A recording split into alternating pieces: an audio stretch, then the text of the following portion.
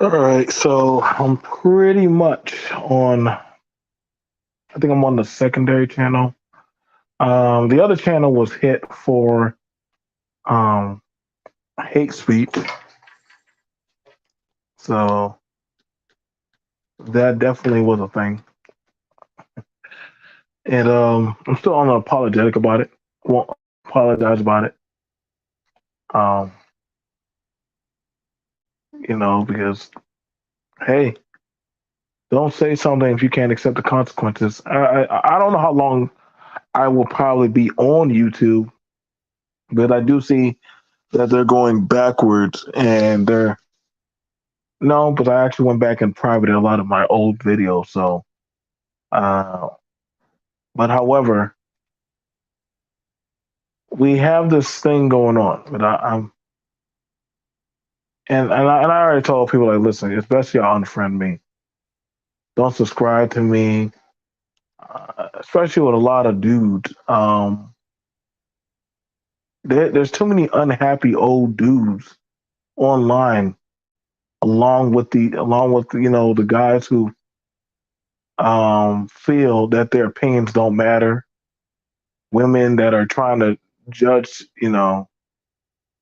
what Sierra does or Russell or anybody. I mean, mind you, you're not that guy or that girl, But I get you're telling people, I get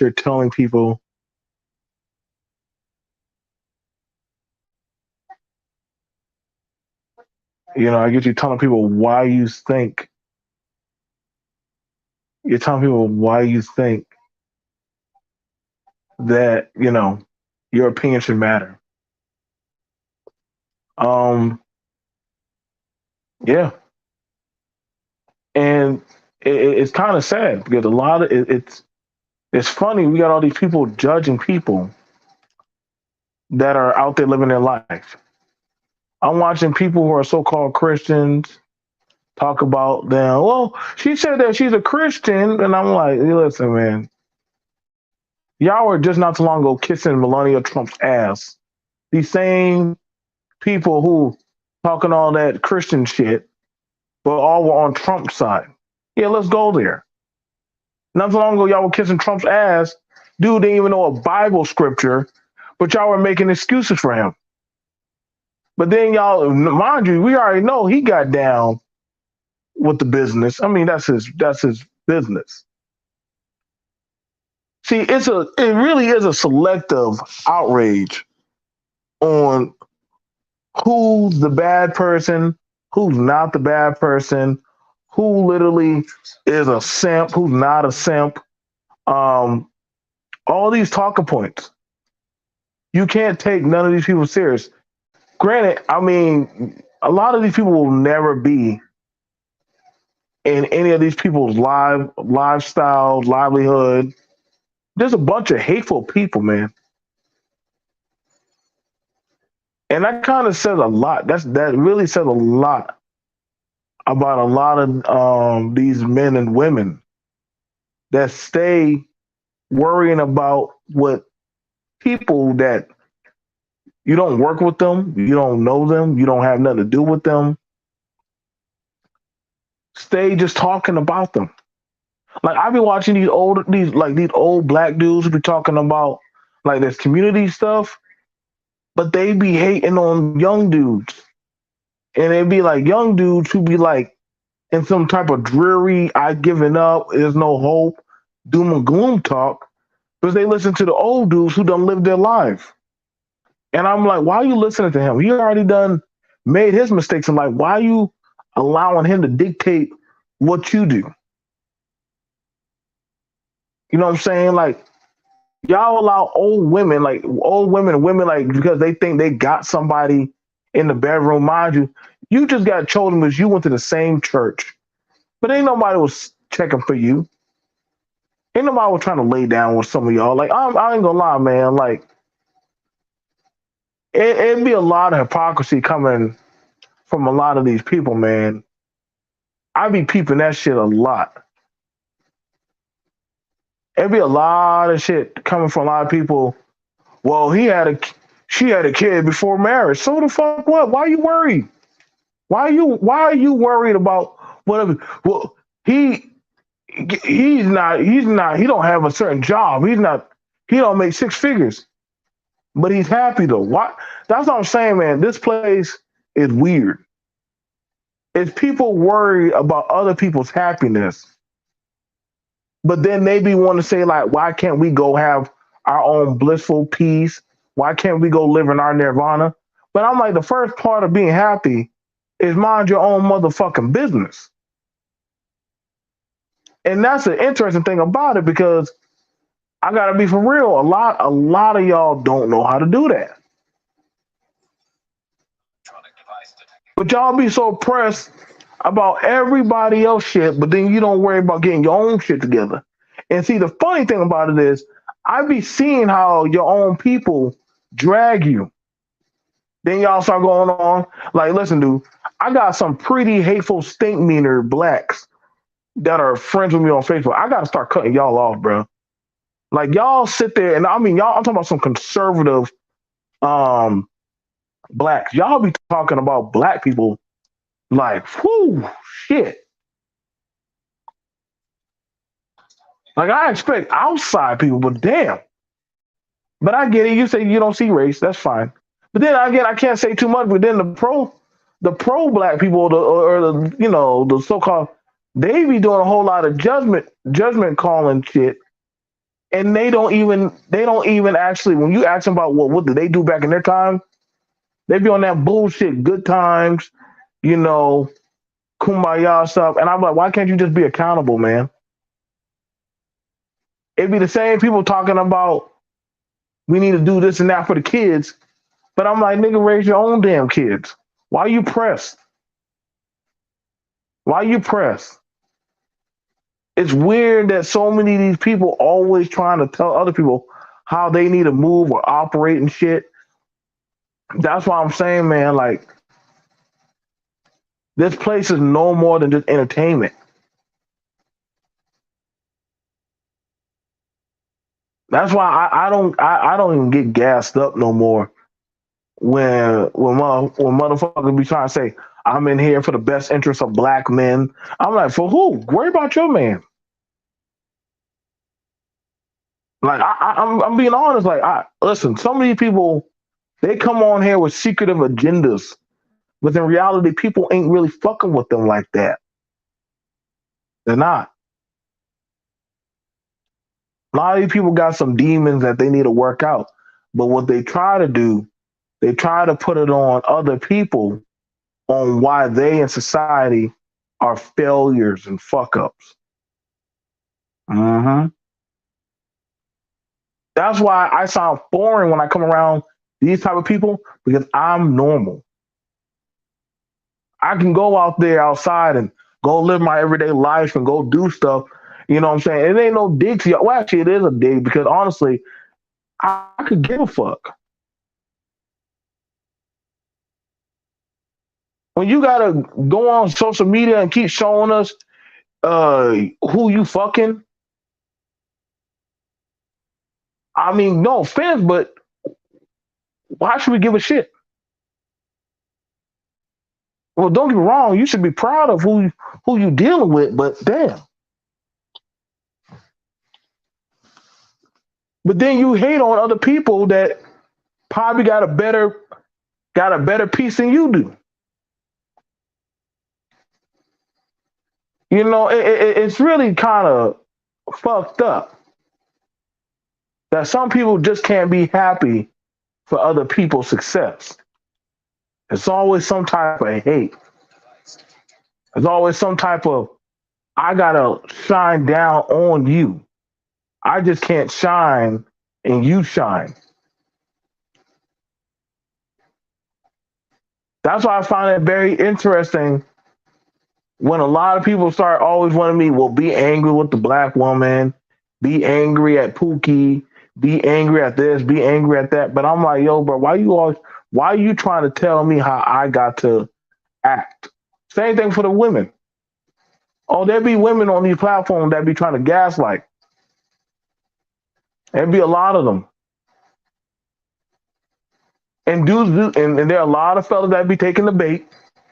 Oh yes, they be allowing women gaslighting them and shit. I be like, why are you following what she's saying? That ain't your bitch. That's not your woman. Why should she dictate how you should act?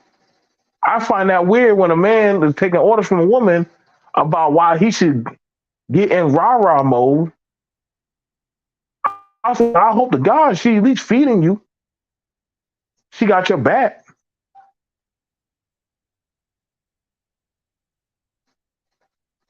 But see, you gotta understand, man, like some men and women can't think for themselves.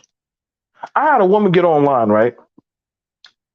And talk all kind of shit about Sierra and Russell.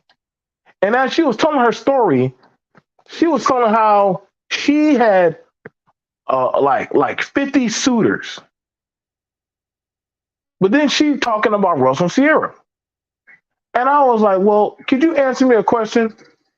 Ma'am, if you know so much about how you need to listen to men and follow black men leadership, why don't you have a black man you go home to? Baby, a lot of men have tried to marry me, but why didn't you get married, baby? Why didn't you get married? Why did God not allow you to be taken down that altar? You see, the thing about it was the old bitch was full of shit. She was saying what Negroes wanted to hear. She was saying what they wanted to hear. She didn't believe in that shit. And that's the thing about it. A lot of people don't get they say things that people might want them to hear, but they themselves they don't believe in that.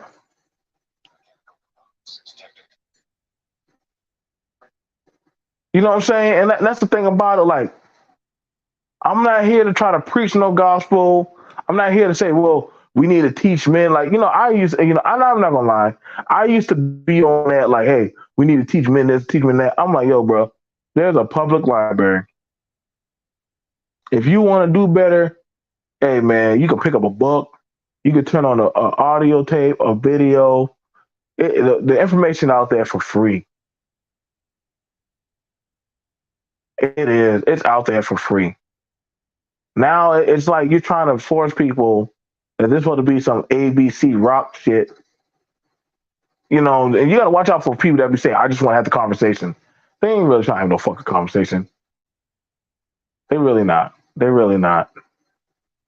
Because then if we have a conversation, just say you ain't got nobody that really fuck with you at home. That's all you gotta say. You don't have nobody on the phone that's willing to talk to you. So that's why you on YouTube.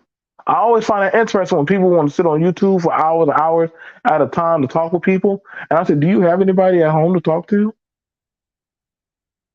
Because there ain't no fucking way I'm gonna sit on for hours and hours anymore. That's why I don't do that shit no more. I don't sit on for hours at a time. I go elsewhere. I go do other things.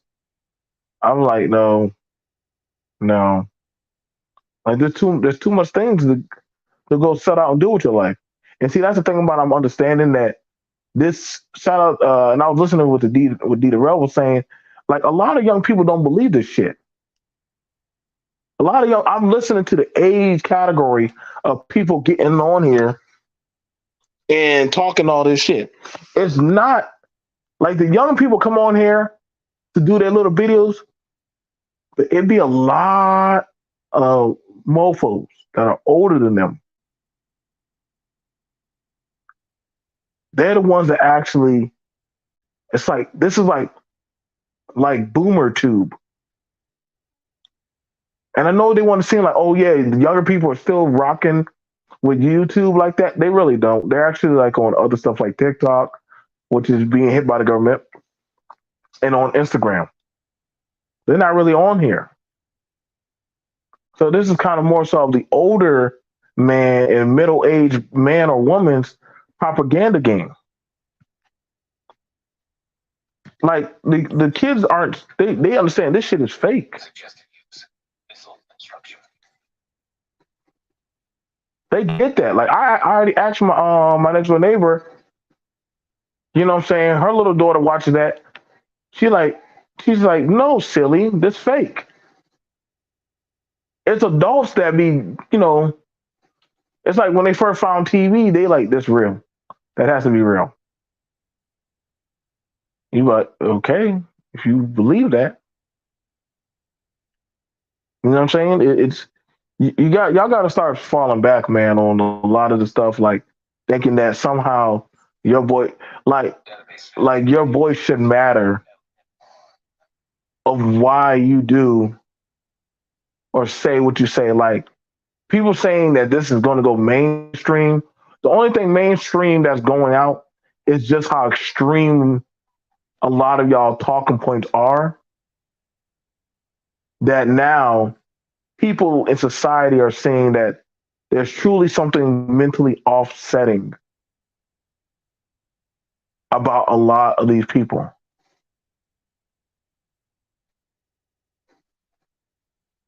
That's a fact.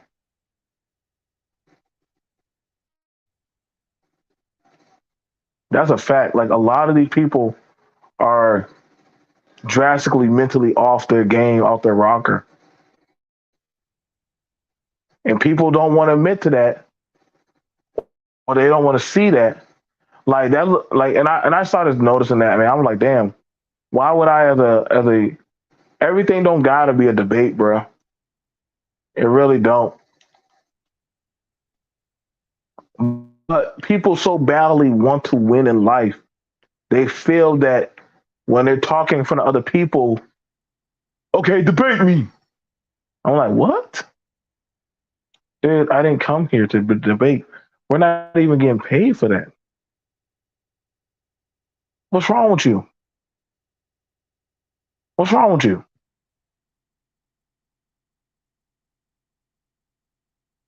What's wrong with you? Why are you so crazy?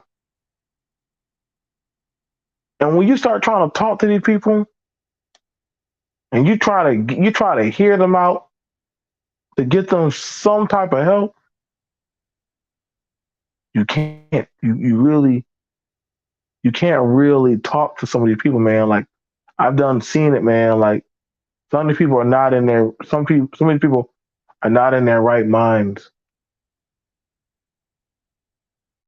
Like they're not. It is definitely sure that social media is, in a sense, enabling some type of mental sickness. And y'all don't have to believe me, but we definitely are seeing in a lot of erratic behavior from men and women, mentally, socially, sexually. I heard a bunch of men complaining about how women should be natural. A woman got on and was all natural, right? She was all natural. The men still complained. The men still complain about the woman being natural. But I said, wait a second. She's not wearing a wig. She looked like a man. So I'm saying, wait, so you'll talk about her how she looks without makeup on and call her all kind of names and all kind of stuff disrespectful. Go on her social media and hound after. I was like, this is crazy. This is crazy. You don't even know this person, yet you're going to insult them. Like, what's the point of y'all saying you want a natural woman, but then you'll bash the woman that is natural and say they look like a man? Well, a woman's supposed to have long hair. And I said, man, y'all don't know what the fuck y'all want, man. This is why I said, like, shut down, man. But see, some of these people they be having safe space for weirdos, man. And it'd be a goddamn a whole fucking orgy of goddamn ragdoll bitches in the goddamn chat that be in there just be slopping them off, listening to dumb shit that these dudes be saying, man. Like so that but they know damn well ain't no man hopelessly will fuck with them. So they gotta go down and do some heinous shit. So that way they get chosen.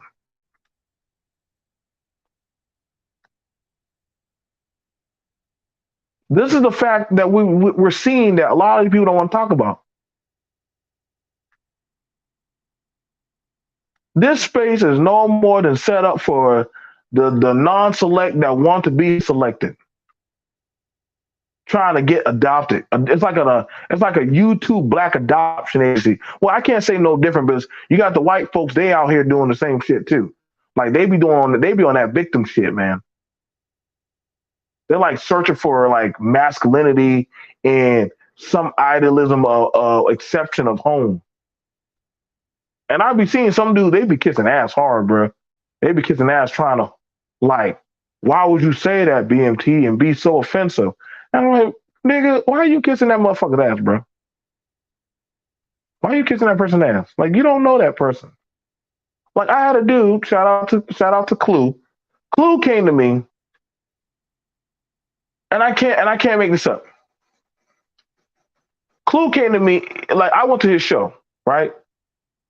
You know, Clue love having some white folks on his show. And that's his business. That's his prerogative. You know what I'm saying? On the show, he was saying the media is demonizing white folks. I said, how the hell is the media demonizing white folks if literally the majority of the population of shows and movies and media, they are the heroes? How are they demonized? What are you talking about? Everybody gets a victim card. No, they're trying to make them feel bad and feel white. I'm like, but bro, everybody had their turn in history to made to feel bad. What are you saying? Why would they change the Little Mermaid to being black? It's a fictional fucking Disney character, half fish, half human. Then they start going on some diatribe about Irish folklore and shit, and how there should be some population. And they were saying like, what they say? There's one woman, she was saying that the U.S. is going to have states that are going to succeed. And I'm like, no, they won't. You're stupid. No, they will. They will. Germany succeeded. I'm like, I said, what does that have to do with the U.S.? I said, well, there's never been a state since we became 50 states. You know, even though somebody was trying to tell me we got 52 states. And I'm like, okay, you don't want to say that out loud no more, that there's 52 states, because you sound dumb as fuck. You don't need to say that out loud. I said, I got to be for real with y'all. Some of y'all are pretty stupid. I don't know what's happening with that of humanity, but y'all been sipping on this doggone slow Kool-Aid too much. I worry about some. I do. I worry about some of y'all.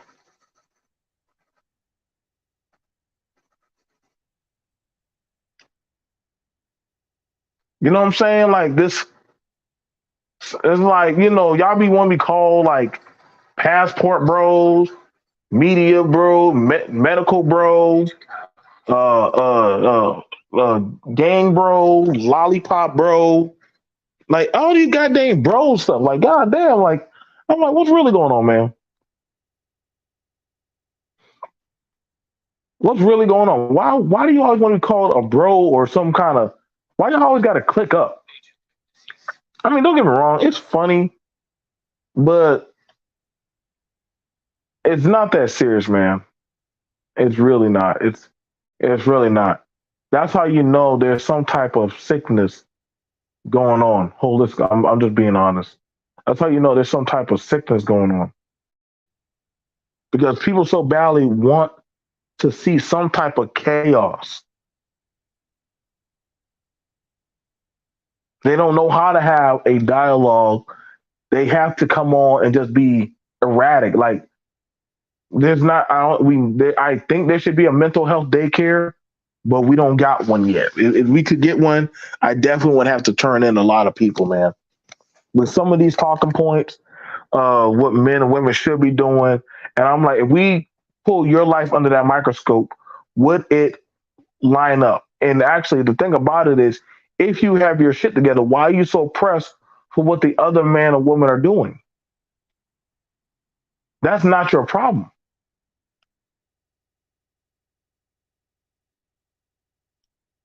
You know what I'm saying? That's how I see it. I'm like, yo, that's not your problem. Why are you pressed?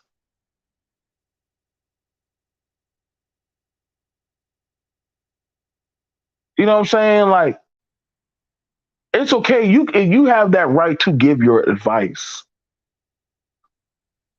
You have that right to share that of your experience.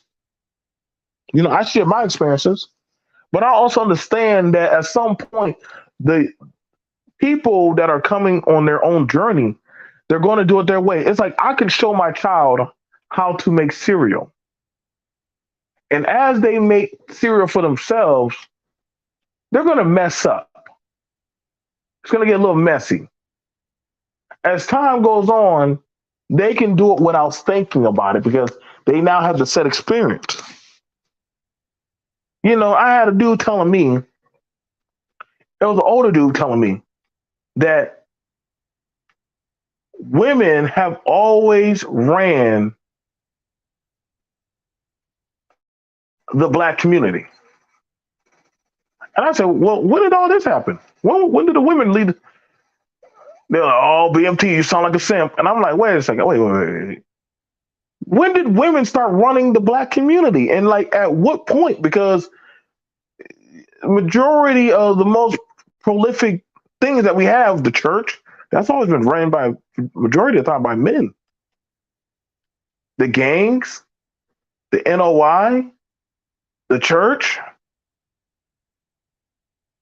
Like, what are you talking about?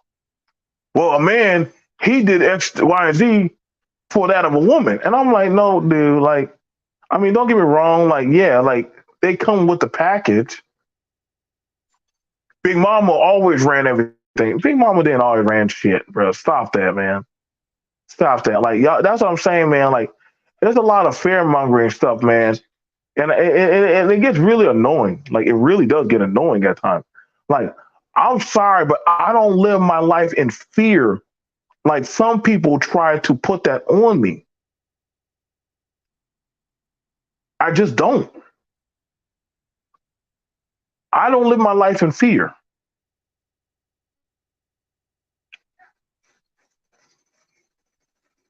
I see the world for what it is, and I go out and I address it. If the brother have a nice car, yeah, he most likely he could get a female. But then y'all complain saying, well, a brother can have all his things together and the woman don't still don't go with him. So wait a second. So now that's going against what you're saying that some people will be chosen, some people won't. But you're telling me that you can have all the money, X, Y, and Z, and she's still not pick you. Then, brother, was it really the car or was it you?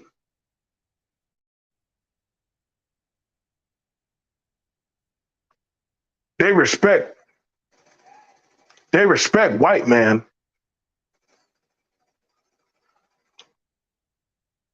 Like I hear all this crazy stuff, man. I do, man. Sometimes I just laugh. I learn to laugh. Like that's what y'all gotta do. Y'all got you can't take a lot of this stuff serious. There's too many inaccuracies. You know what I'm saying? They're talking about divesting. The minute you talk to a different group of people or a different race, like I had some black woman ask me, "Am I black?" And I'm like, "Well, okay. If I was or wasn't, is what I'm saying still not valid, or is it only valid because of my race?" If I gave y'all a talking point about, hey, if you do drugs, drugs are bad, you're gonna die, and you go about you ask me, well, are you black? I'm like, okay, so that's crazy that you're asking if I'm black, but you're not on a black owned media service, but you're talking about black people, we need to do this, we need to do that. Like a lot of these people just say this shit I think this to hear themselves. You know, I'm watching this woman, what's her name? Joanne? Joanne J, a Filipino chick. She's hilarious sometimes.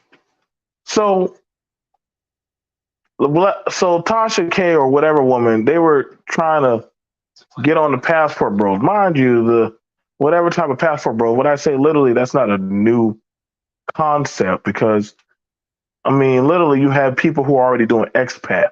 Well, expat. I'm not sure if people know what that is, but that's people who work abroad. Like, and that's something that people have been doing for years. Like for years, like they've been working abroad.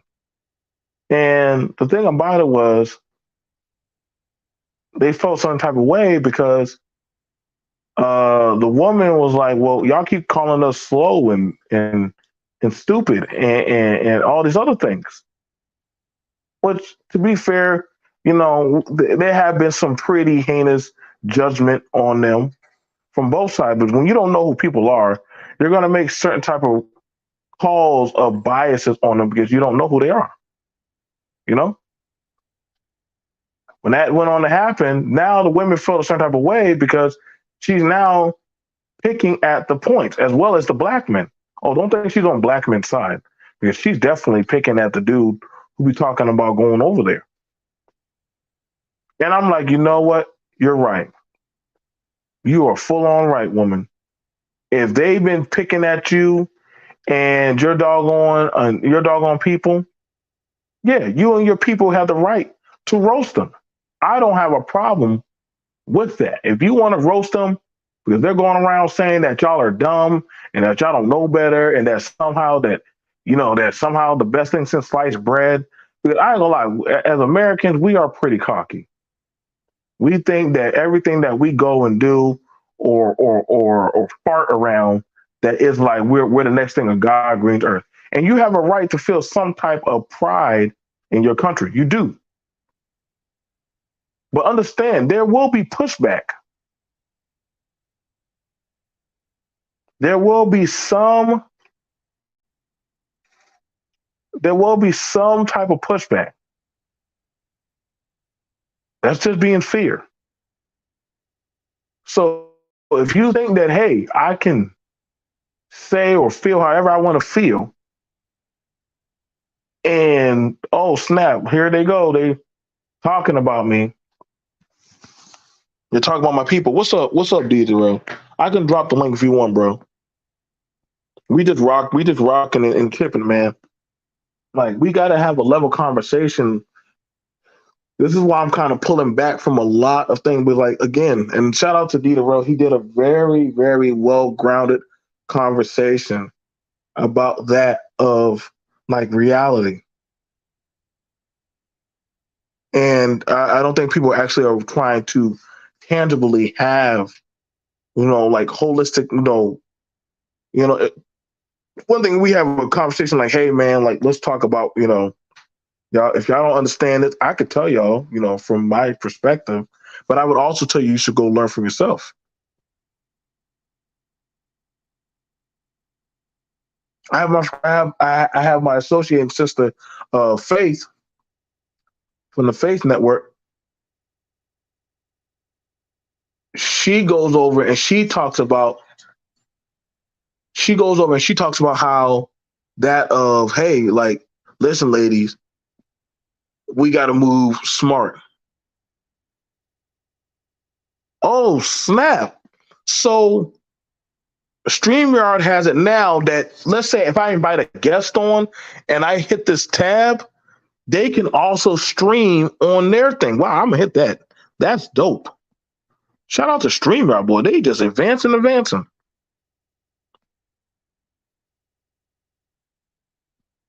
So you do have it where those of people who understand how to raise children and family or different stuff. Like I try to tell people like, listen, man, there are times where you know what men do tell their wife, baby, put on that sexy dress. Ain't no man will tell his woman to go out just like that. It depends on the event. It depends on if they feel comfortable. Nah, bro, she disrespecting him. I'm like, if the man is not complaining or crying about it, Why are you calling disrespect?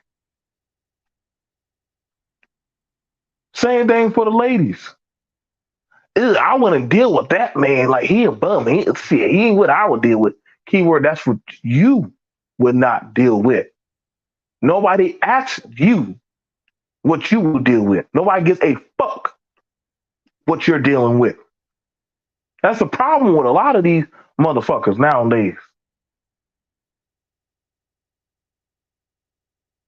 Y'all, I swear, people swear up and down they the end all be all go to messiahs of if I don't go to you and get your permission, oh God, we're going to get smited down.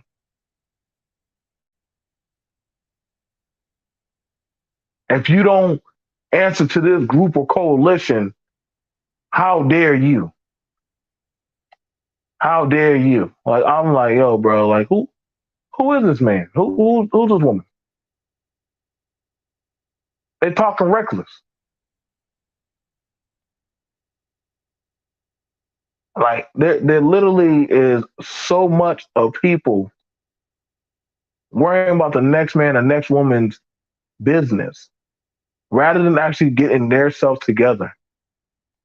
Brother talking about if that was my woman, I would handle it like that. But key word, brother, why not you go get you a woman?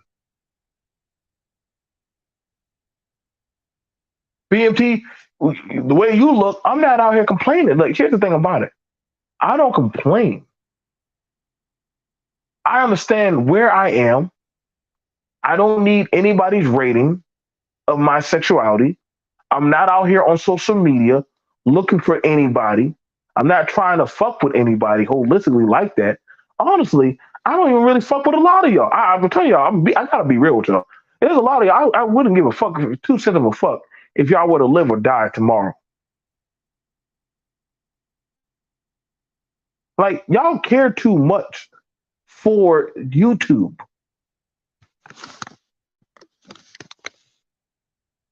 Well, let me go grab my brother. Shout out to the coach. What's up, man? How you doing, player? Man, listen, I'm just I'm just sitting here just having me a nice little shot. I have this banana pudding moonshine. Tastes really good. And Oh, I'm just cool. sitting. I was drinking on my last live too. I had me a little Crown Apple and Coke. Ooh, that sounds real good. That sounds real good. Yeah, man. I hear you talking. I wanted to just chop it up with you a little bit before I go to call it in for the night. But just wanted to comment, man. Like, and I saw you in the live I did earlier and stuff, but it's just a lot of crazy shit on YouTube. That's basically the way I could put it. It's just, every year it seems like you just get more and more out of control. And, you just gotta prioritize, man. You just gotta keep yourself grounded. Um and what you what type of content you want to put out, and just don't get lost in a lot of this Mm, stuff, man. You got people coming out of everywhere saying all kinds of crazy stuff. So you just gotta be, stay to what you know how to do and focus on that, man, because man, these streets can have you going all different directions. I agree. I agree. Now, I tried talking with some brothers and just some people about their that are hell bent on just dragging. Like I was talking to them about like couples, and I was like, hey, like you know what? Russell should slap the shit out of Sierra for just disrespecting him like that. And I'm like, what? Wait, hold on. What's going on? What's going on? You see the way she's dressed? And I'm like, brother. Like, the man is not worried about his wife. They're together at a function. Why y'all hell? Let me. How do you feel, brother, about that? You have seasoned experience. Do you feel that she disrespected black women, black men, humanity, her family? Do you feel like this woman did that? Man, I'm gonna say this before I answer this question. What is up with these niggas' infatuation with Sierra and this shit is like, man, this is like, man, I actually thought about doing a live on this shit. Why are these motherfuckers so infatuated with Russell Wilson and Sierra? Like, I don't get this shit. You know how many people get married on the basis of they did? Like, are they that pissed off that a woman had kids by a no good Negro, and then she find a real good husband?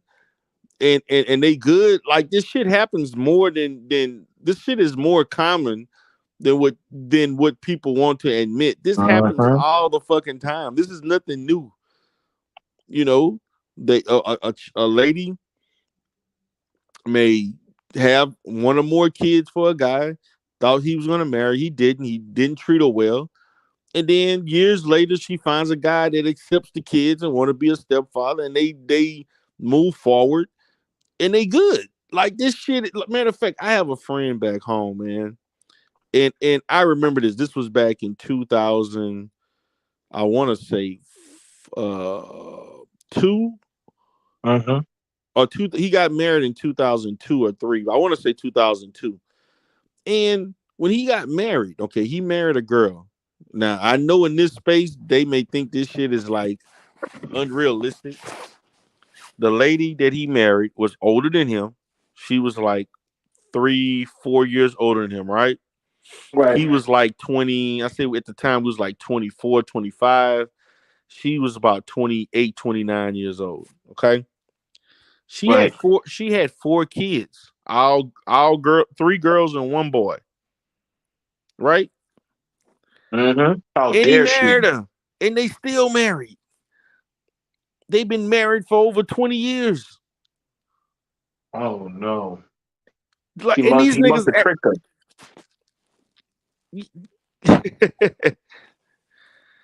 crazy. And you know what he did? Like, we actually, man, had a couple of our friends that was like, man, he's stupid for doing this. And we like, why would you say that?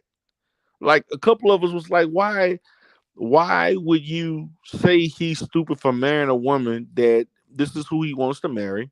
Yes, she got kids, but I think he financially can afford to take care of them. They matter of fact, they never had kids together. But that's the life he chose. And Right. see, the stem of this is that these Negroes in this space are worried. Real men don't worry about the decisions of other men. Uh-oh. That's And deep. see, and see, this is the problem. You worried about another man's house. You worried about another man's money. You worried about another man's wife. You worried about another man, and you ain't had a date in 3 years. See, you see the inequities in that. See, this is the problem. And this is why, BMT, you don't see me in these spaces, man. Matter of fact, I was over the weekend, man. I stumbled across. I'm gonna tell you, I haven't listened to a manosphere, pure manosphere content, and probably, to me, outside of O'Shea, if you want to consider that, or Obsidian, I haven't listened to anybody outside of them in at least 3, 4 months. And so I stumbled across the Green Gorilla. This Oh, nigga here. right. I'm Oh sorry my to hear. god. I'm sorry to hear that. I'm sorry to hear that. But my position is this. You worried about the fact, number one, Sierra is worth millions. Russell Wilson is worth hundreds of millions. You think he give a fuck that y'all broke ass worried about um the choices that he made in a woman? Or you see, like you think Sierra give a damn what y'all call and what y'all think of her for messing with Future? Like let's just put things into perspective. These people don't care, they don't watch. These people been in the limelight so long, they know.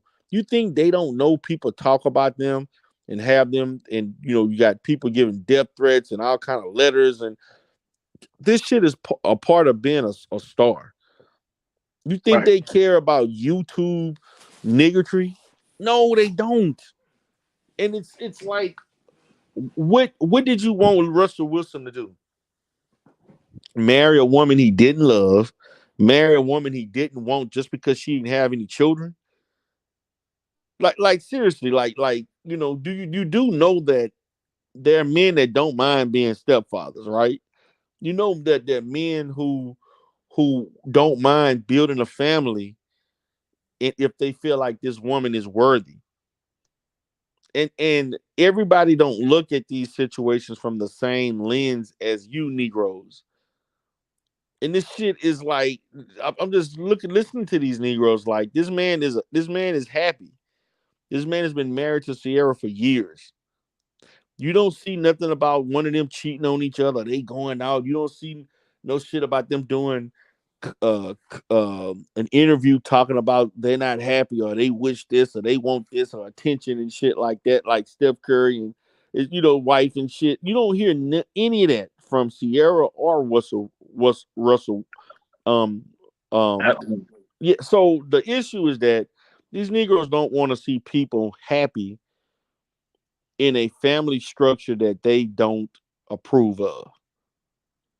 And it goes against the grain of what they consider supposed to be an ineffective family, or families are not supposed to work where it's blended, or there's a guy taking care of kids that ain't see that they don't want to see that because it delegitimizes their position. And that's why they keep hating on this man. Like, this man is happy. Let the man be. The kids are happy. You know, let the shit be. Future that made about eight or nine other kids. He gonna be. He this dude is gonna be broke. See, Future still can afford this stuff because he continues to make records and he write and he making money. He just But he just sold it. He just sold his masters, bro. He he literally did just. Oh yeah, he sold it. That's what I'm for how trying to tell him. much? Like, I think he sold it for like 25 million, or like That's 30 it. million. He sold his masters. He sold his masters for 25 million. He sold it. Oh, he Listen, these broke. guys, these Something guys, something ain't these right. guys If he need these. Russell bought Sierra's masters. Future sold the rights and publishing to his stuff. That's a and for you and I who understand business, but mind you, Little Wayne sold um his his masters for a his hundred masters. million though. Right. He sold his, Nicki, and Drake's. He sold all three of theirs. Remember when he got in trouble and he sold all three of theirs to get himself Yeah, because out? he I thought he was going to jail for life and shit. sold all of that. They're like, we'll take it. Yeah, yeah, we'll take it. And that was dumb. That was so dumb. He could And have asked see, them for the money.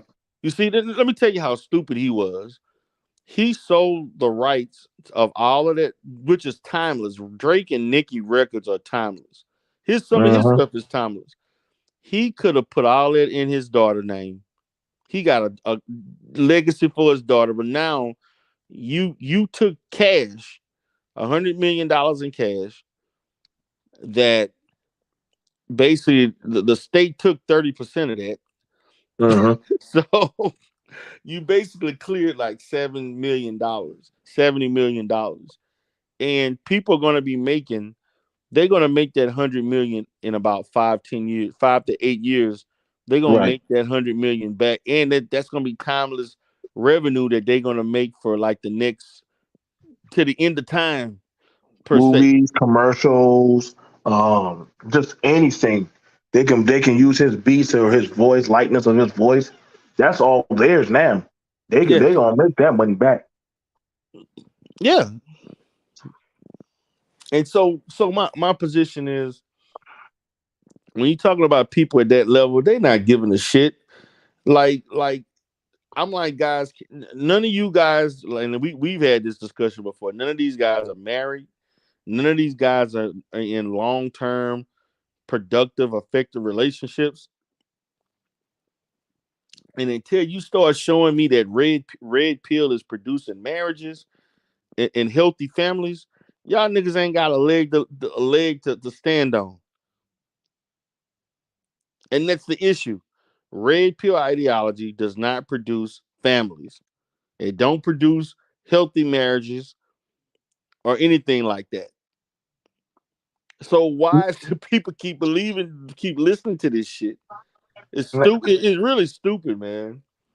Now, I had a man tell me how when he gets a woman that he wants to do a spiritual wedding and that he don't want the state involved. I'm hearing a lot of dudes saying they don't want the state involved in their business. The state is already involved, nigga. When you gotta file a motherfucking taxes, what the hell you talking about? The state. See again. I gotta start clipping these audios for you just to get your reaction because this way it's like I don't want her or the state getting my money. So The I'm state not gonna. already got your money. That's good. That's good. The fuck you I'm like, talking wait, about, wait, man? wait, wait, what? See, this is the problem with black folks. And to be honest with you, this is one reason why um our marital rate is not high because it's not low because we can't get along. Our marital rate is low because we don't understand the economic value of being married. Because you got so many people want to do it by themselves and they feel like getting married means that you're giving up freedom. It has nothing to do with we don't get along, we arguing and infidelity and I no it no it has our community don't understand the value of marriage, how to build wealth with marriage, and the fact that marriage does not constitute you losing yourself and losing your privileges. And the thing about it, we've heard so many people speak so negative of marriage, but you don't see other groups of people doing that but us, and we wonder why we're at the bottom. And then you want to complain. The complaints that you make about you being by yourself and is a function of why you're not married. So I'm curious because I hear a lot about people talking about game, sexual prowess, and all that. How to get how to get sexual activity. But then when you ask them about accountability, why does that always get skipped up? Why does that always get skipped over? Like I don't maybe, but maybe you might be seeing something different. But I've seen a lot of game coaches on how to about this game. But I'm like, okay, so y'all playing this game. Mind you, it's now you got to wear like these dudes are trying to do podcasts where, and this is something that's very interesting. Just the women that they be grabbing are not everyday women. It's like they grab like the sleaziest woman from society and say, "Let me ask you about men and tell me how you feel." Or I'm talking to a feminist today. So you guys, so if a man were to go outside and you were to go outside and he had to protect you, should you not submit to him? And I'm like, what the fuck? Like, wait, And why are you asking me dumbass questions, bro? this is dumbass questions from people that actually show how these niggas got poor social skills and they don't understand how to deal with women. Because see what they don't understand is this: real men don't ask for submission. Real men get submission automatically. And they don't understand that the best way to get submission, if that's what you seek, is by having your shit together and showing them that you worthy of. So you gotta build trust. A woman has to trust you in order to submit to you. And when women, man, look, women not dumb. Women know men who worthy of submitting to, if and things like that. Women submit to men who can show that they can produce. They feel safe. They know that the bills gonna get paid. They know you gonna take care of certain shit. They know they ain't gotta worry about this and that. And when they know they have a man like that, they will follow whatever the hell you want to do as long as it makes sense. And depending on the woman, They may question some things here or there, but they gonna follow you because they know you doing the damn thing. They know you doing what you're supposed to be doing. You know what I'm saying? Like this shit is not, man. I've never seen a situation where people try to trivialize finding somebody. This shit is not that hard. It is not. I don't care. And it ain't even about. And see, they want to. And I know sometimes we may say, well, they're looking for somebody that look like this and look like that. Man, women do not look at physicality the same way men do.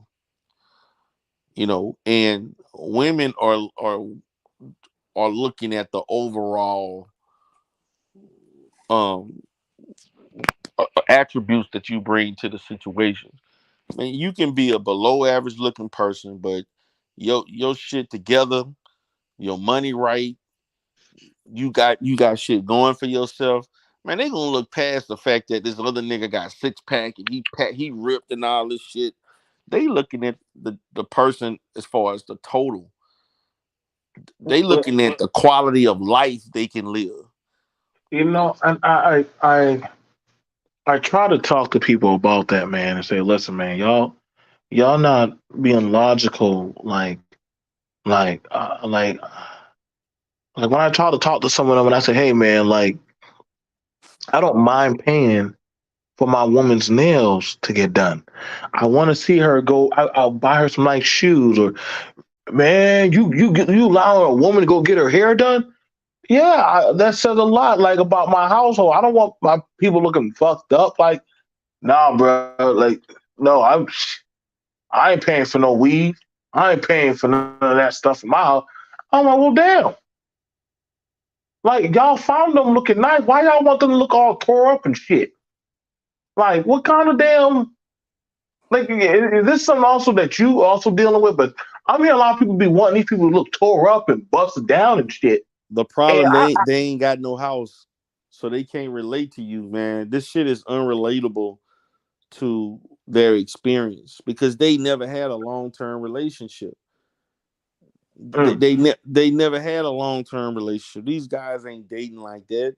Some man, when they got some guys in this space, man, I'm gonna give an initial. Somebody like EA,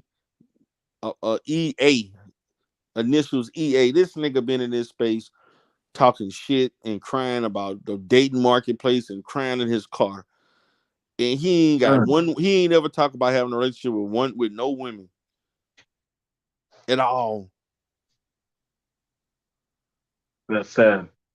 To Yeah. me, that's Notice. I'm gonna say this: these niggas never talk about the relationships that they in because they not in relationships.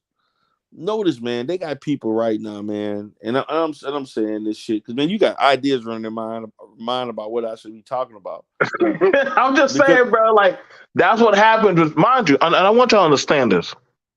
A lot of these conversations, and this is why I said like a lot of these conversations are built off of the conversations that me, D Darrell, and other family men were having. And other men started coming at us and talking to us and attacking us about. If y'all don't believe me, you can check the resume of the record. Pump and dump literally came from that of a conversation of us marital men having a conference. Remember that, D? We was having a yeah, conference, not bothering nobody. And they came up there to challenge us on the talking points. right, And I was like, wait, why are y'all men arguing with us about consensual age? Why are y'all trying to put certain narrative of is this legal? Is this plausible? I'm like, listen, man, y'all gotta leave these conversations alone. Like, I'm saying, well, a woman can do it. And I'm like, to me, trying to compare what a woman do to what a man do, that's a no-go in my book. right, I don't entertain that kind of conversation as a man. I can't tell other people to entertain, but I feel like that's something that we've been seeing a lot of well, the woman gets she can get food stamps, and I'm like, yo, bro, it's the system is not paying out like that for these people, like y'all saying it is. Y'all right. make sure like they're living on milk and honey, that they getting like they living like king and stuff. it's not really like that what y'all saying. But I don't know. You know what I'm saying? I'm just telling that from my experiences of what I'm seeing that I'm supposed to be doing an interview of showing people at Tent City. And people swear up and down that these people are living lavishly, but it's not like that, man. But it's just my perception of what I'm bringing to the forefront. Uh, Go ahead, brother. Now I'm just listening to you, right, man. Just I'm just listening to what you're saying because it's making sense. But again, man, these guys say some of the most outlandish shit. They don't care about the consequence of what they say. The stuff don't make no sense. It's not applicable to real life. It's all ideological BS that doesn't make any sense. Um, it's just tiring. Every year you see a new batch pop up, and it's the same recycling thing over and over. But again, these guys don't have long term relationships. It it So it is, it is something of it does start to wear psychologically at a lot of people, and I gotta be for real. A lot of the people, the guys I've seen that been here for a while, I don't really see any of them. As much as I keep hearing this conversation of we're trying to save the young boy, it seems the actual polar opposite. Seem the polar opposite. Um, One moment we'll hear we need to save this child, this say the black boy talk point, but then the next point I'm hearing we got to get the hell out of here. right, I'm like, wait, hold on, wait. How you saving somebody, but you talking about going to Costa Rica? But I just, I just, y'all see my Dominican wife and or I'm like, wait, so what does this have to do with any of your talking points of the black? But a lot of these conversations are revolved around the black household. A lot of them.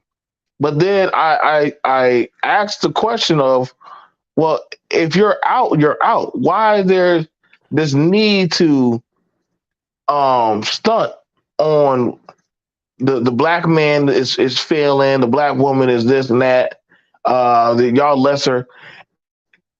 I sometimes I can't tell the difference between the whites and the blacks, and that be coming around here, man. Like that be on this type of tirade and shit, man. I can't tell the difference, and maybe you may see it differently, but I'm because it came to the point where even Kevin Samuels, and I know y'all like, oh man, don't be bringing him up, but he did not want nothing to do with a lot of them. right. He Like sure he didn't. I and it's interesting because we've all have been associated with him, and he was actually way more worse on this space than we were. Like he publicly said, call these men incels, weirdos, Right, non-select. You know, those people still claim him, but I'm like, he did not claim to want to be affiliated with y'all. You know, um, that was an interesting thing, and and I try not to judge anybody, but by how they carry themselves. Um, but seeing when we hear these talking points, right, like I look at men differently when which I really would. I'm asking y'all, please stop talking to me about the age of consent. Please stop talking to me about the age of consent. I don't want to have no more conversations anymore this year about consent. Like I really don't want to have no more. Like they're really starting to disturb me because y'all literally one of your homeboy, that boy who married that Hispanic girl, that got remarried, he was telling me that it's allowed. You're allowed to. I say, listen, y'all. I don't know why y'all want to keep debating me about that, but no judge is going to sign off on y'all doing that shit. No judge is going to sign off on y'all doing that. I'm just being honest. Like y'all gonna have to, y'all gonna have to really try some other shit that y'all get seen at a school going to go try to pick up your fiance. Your ass is going to jail, boy. I'm just I'm just trying to be honest. I'm just trying to be honest. Like that Romeo and Juliet shit ain't gonna play out well for you older men. It ain't gonna play out very well. Right. You know, that to me is something I try to tell men. Like, listen, um, it's like we saw the Asa Holloman guy. You talking about girls in schoolgirl outfits, buddy? That's worldwide. That consensual shit. They don't play around with that around the world. But this is why I say that YouTube shit, when it comes to reality, it don't operate very well. It'll see you so bad, even though I got to give credit to Jessica X. She was like, "Hey, y'all going off the cliff with this shit."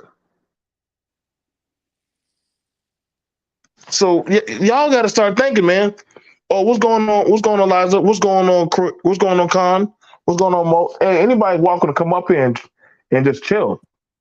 Y'all Right. all welcome. But these conversations are not transpiring very well to that of reality.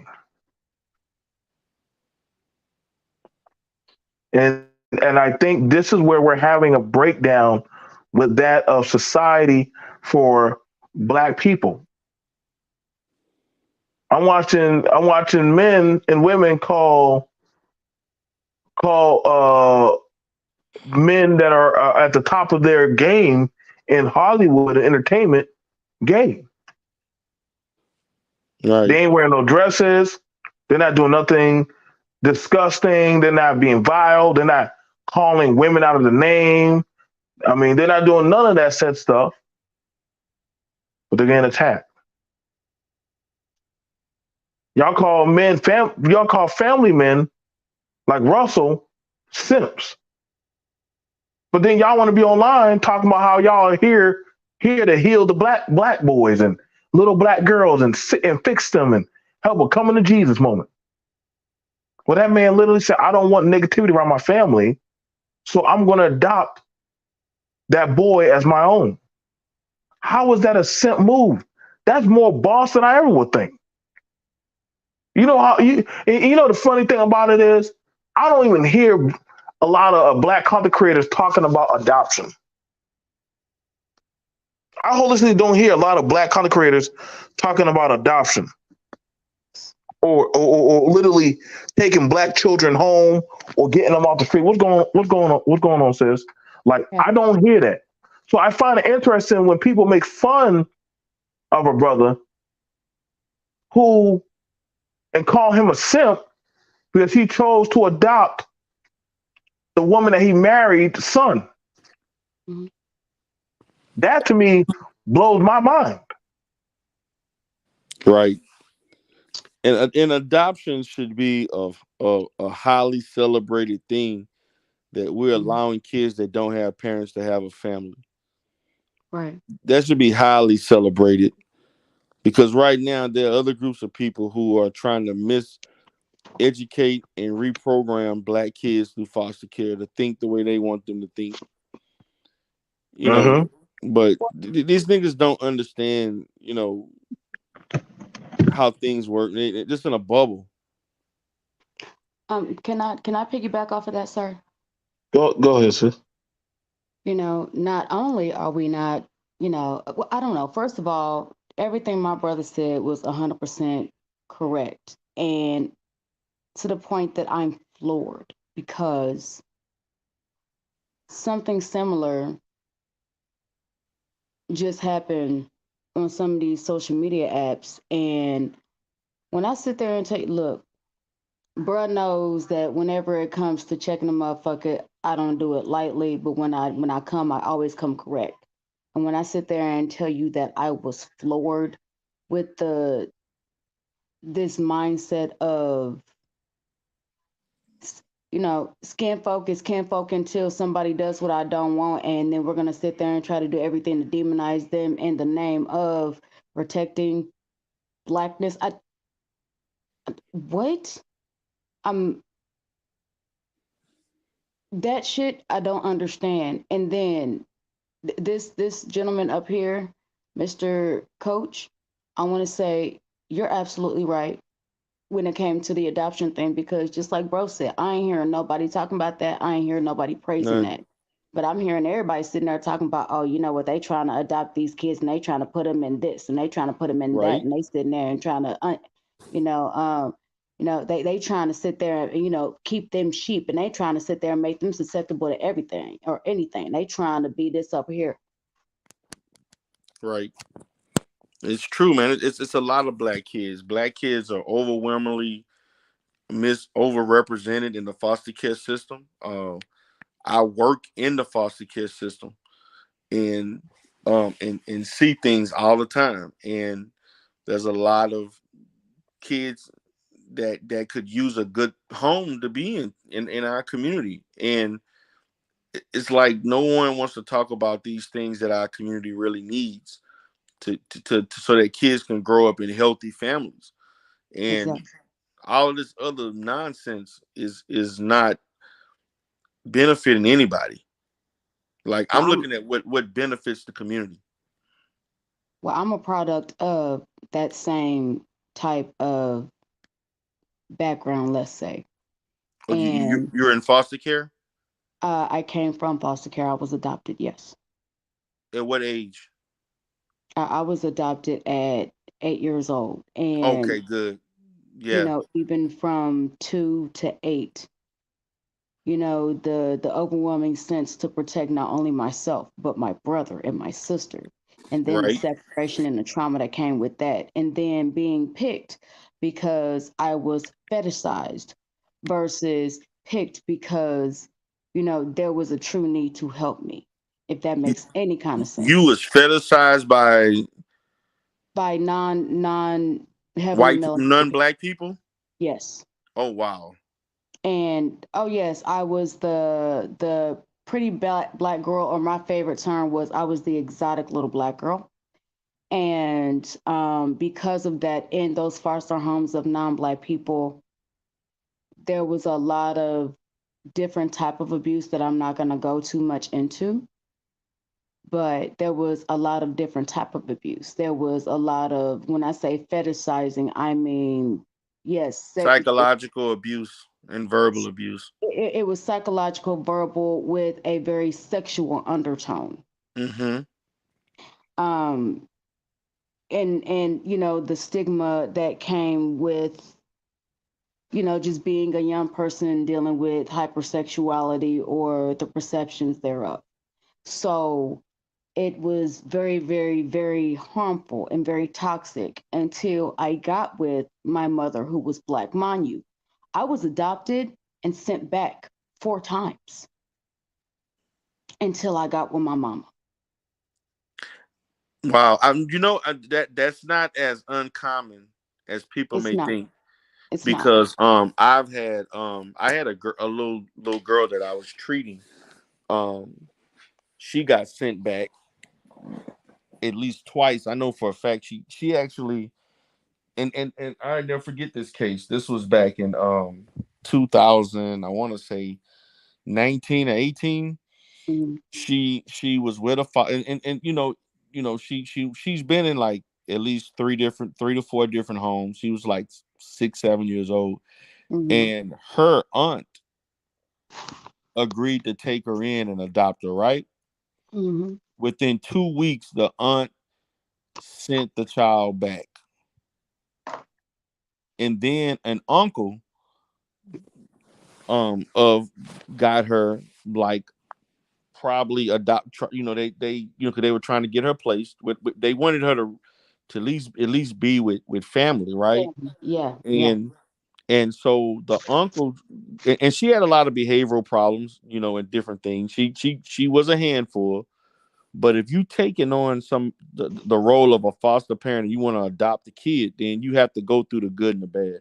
And so Exactly. an uncle adopted her, and then he gave her back too. Within this happened in 1 year, and so finally she went back to the home of this lady that basically she saw as her mother, and then she eventually adopted her, and she's been with her for the last 4 years, Right.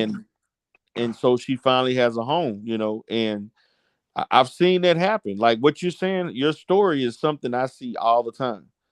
And and Yeah, and, and and the saddest part is, you know, it it is a lot more common than people realize. And then just yeah, play, just imagine the psychological behind that. right. Um, but when it comes to the part that the first part that I was talking about, I was actually in a TikTok live and I got so disgusted that I left. Now, bruh, you know, I have been in many, many spaces, many areas. I have Hmm. no problem holding my own. So when I tell you I was disgusted, I mean literally I was upset, but I wasn't upset for me. I was upset for everybody that was on this panel because they don't even realize I'm hearing how much hurt, how much pain is here. And well, here, let me explain. That way you guys might have a better idea. So on this panel, it was a panel of, well, actually, it started as a panel of interracial relationship, which of course I was on with a mutual of mine. And I have a rule about TikTok. If it's anything that is done by somebody that is 30 or younger, I will not go in that space because we are not going to have the same mentality and mindset on certain things. So, I just don't. I leave stuff like that to my daughter, 30 and above. They've lived a little bit. They have a little bit of experience. That way they can understand coming from a place of knowledge versus a place of ego or a place of, you know, feelings being hurt and trying to instantly react versus being able to soak something in and be able to learn something. Okay. And there was another young lady that came up on the panel. She stated that she felt comfortable enough to come on the panel because she saw me there. Mind you, I look 21. I am not. Okay. My oldest baby, just turned 22. Okay. This young lady decided that she was going to go onto said panel and cause calamity and chaos purposely, thinking that, oh, well, Eliza's black, she'll defend me. Um, Before I'm black, let me sit there and say this. First of all, I love the skin that I'm in. I love the body that I chose. I love my avatar. But understand, whenever you are wrong, as a woman, that is my secondary purpose. One, to hold accountability everywhere I go with my children, with others around me, to hold one accountable. Okay. That is going to be the first thing. Hell, as a mama, and I can even say as a black woman, the first thing I'm going to do is hold you accountable for your words. I don't care what you look like. I don't care what your background. If you are misinformed, I'm going to hold you accountable. If you are doing something wrong, I'm going to hold you accountable. And no, I'm not going to co-sign. I'm not going to back you up just because we women, just because we black, just because I don't do that. I don't. It ruffles some people's feathers. That's absolutely fine. Y'all can't handle it. Y'all don't want me in y'all corner. Because, baby, I'm going to check you. And then if somebody else is wrong, I'm going to check them. I'm a mama. Okay. Same thing I would do with my kids in my house. Right. When I sit there and tell y'all she sat there and caused chaos, understand this young lady is half black, half white. She went on to the host page, who was Caucasian, and the topic of discussion was why is it why is it demonized when black men are with white women versus when white men are with black women? And what we have both went up to say, because initially I was on the panel because I was stating it's it's demonized either way. It really is. It's not Right. really seen as a flex. It's not really something that's seen as a praise. It's not an upper. It's demonized on both sides. It's just, the level of fuckery looks a little different. A lot of times whenever it's towards the woman, there's a lot of sexual undertones versus when it's towards the man, they try to hit your masculinity. That part right there. But it's still there. It's still heavy and it's still prevalent. My husband and I, we deal with this shit on a regular basis. Okay. So, mind you, this is the reason that I was initially on the panel. I said what I said, and I was able to kind of educate this group of people on, the easiest way to sit there and break this down is whenever you are with a partner that is heavily melanated, at any time you decide that you're going to walk away, you're going to get divorced, you're going to break up, you can opt out of said type of relationship, right? You can opt out of said type of experience. So let's say the black experience, you can opt out of that, right? Whenever I go outside, it doesn't matter who's on my arm, I'm still seen as a nigga all day, every day. It doesn't matter how pretty I am, I'm still black. Doesn't matter how soft spoken I am, I'm still black. You know what I mean? Right. When anybody, it does not matter my ethnicity. Whenever somebody sees me, this is instantly how I am perceived. Therefore, I constantly have to be hyper aware. This goes for any black counterpart. Now, that was the point that I was making. I'm not going to go all the way into it, but that was generalizing the point that I was making, right? So this Now, young lady, let me ask you a question, Elijah, before you go on. Like, mm, I've never heard you put down blacks can while you know about your stuff. Why do you you? think other people do that? Like, why do they do something like that? Like, that. Mm, mm-hmm. What's this thing about like anything is better than a black woman, or you know, to deal with a black man, you run the risk of this and that. What I never Honest. heard you in doing that, but do you think that draws a negative caricature to blacks who, what I'm saying, in your situation? Do you think that does, or hey, it just, what I'm saying, it's fair and valid? Well, I'm gonna say this. Do I think it taints our character? Yes, and let me explain why. Whenever now this kind of goes into the conversation I was having with another group the day before about fetishization. Okay. Whenever you were in a relationship because of fetishization, because let's keep it a buck, you were channeling inner slave master, slave owner complex. Let's just keep it a buck because that's really what it is. And what I mean by that for those who might not understand, so I can go ahead and educate some people that might sit there and listen to it later. What I mean by that is, white women that are being with black men because of the stigma of the big black C. Y'all know what I'm talking about, BBC.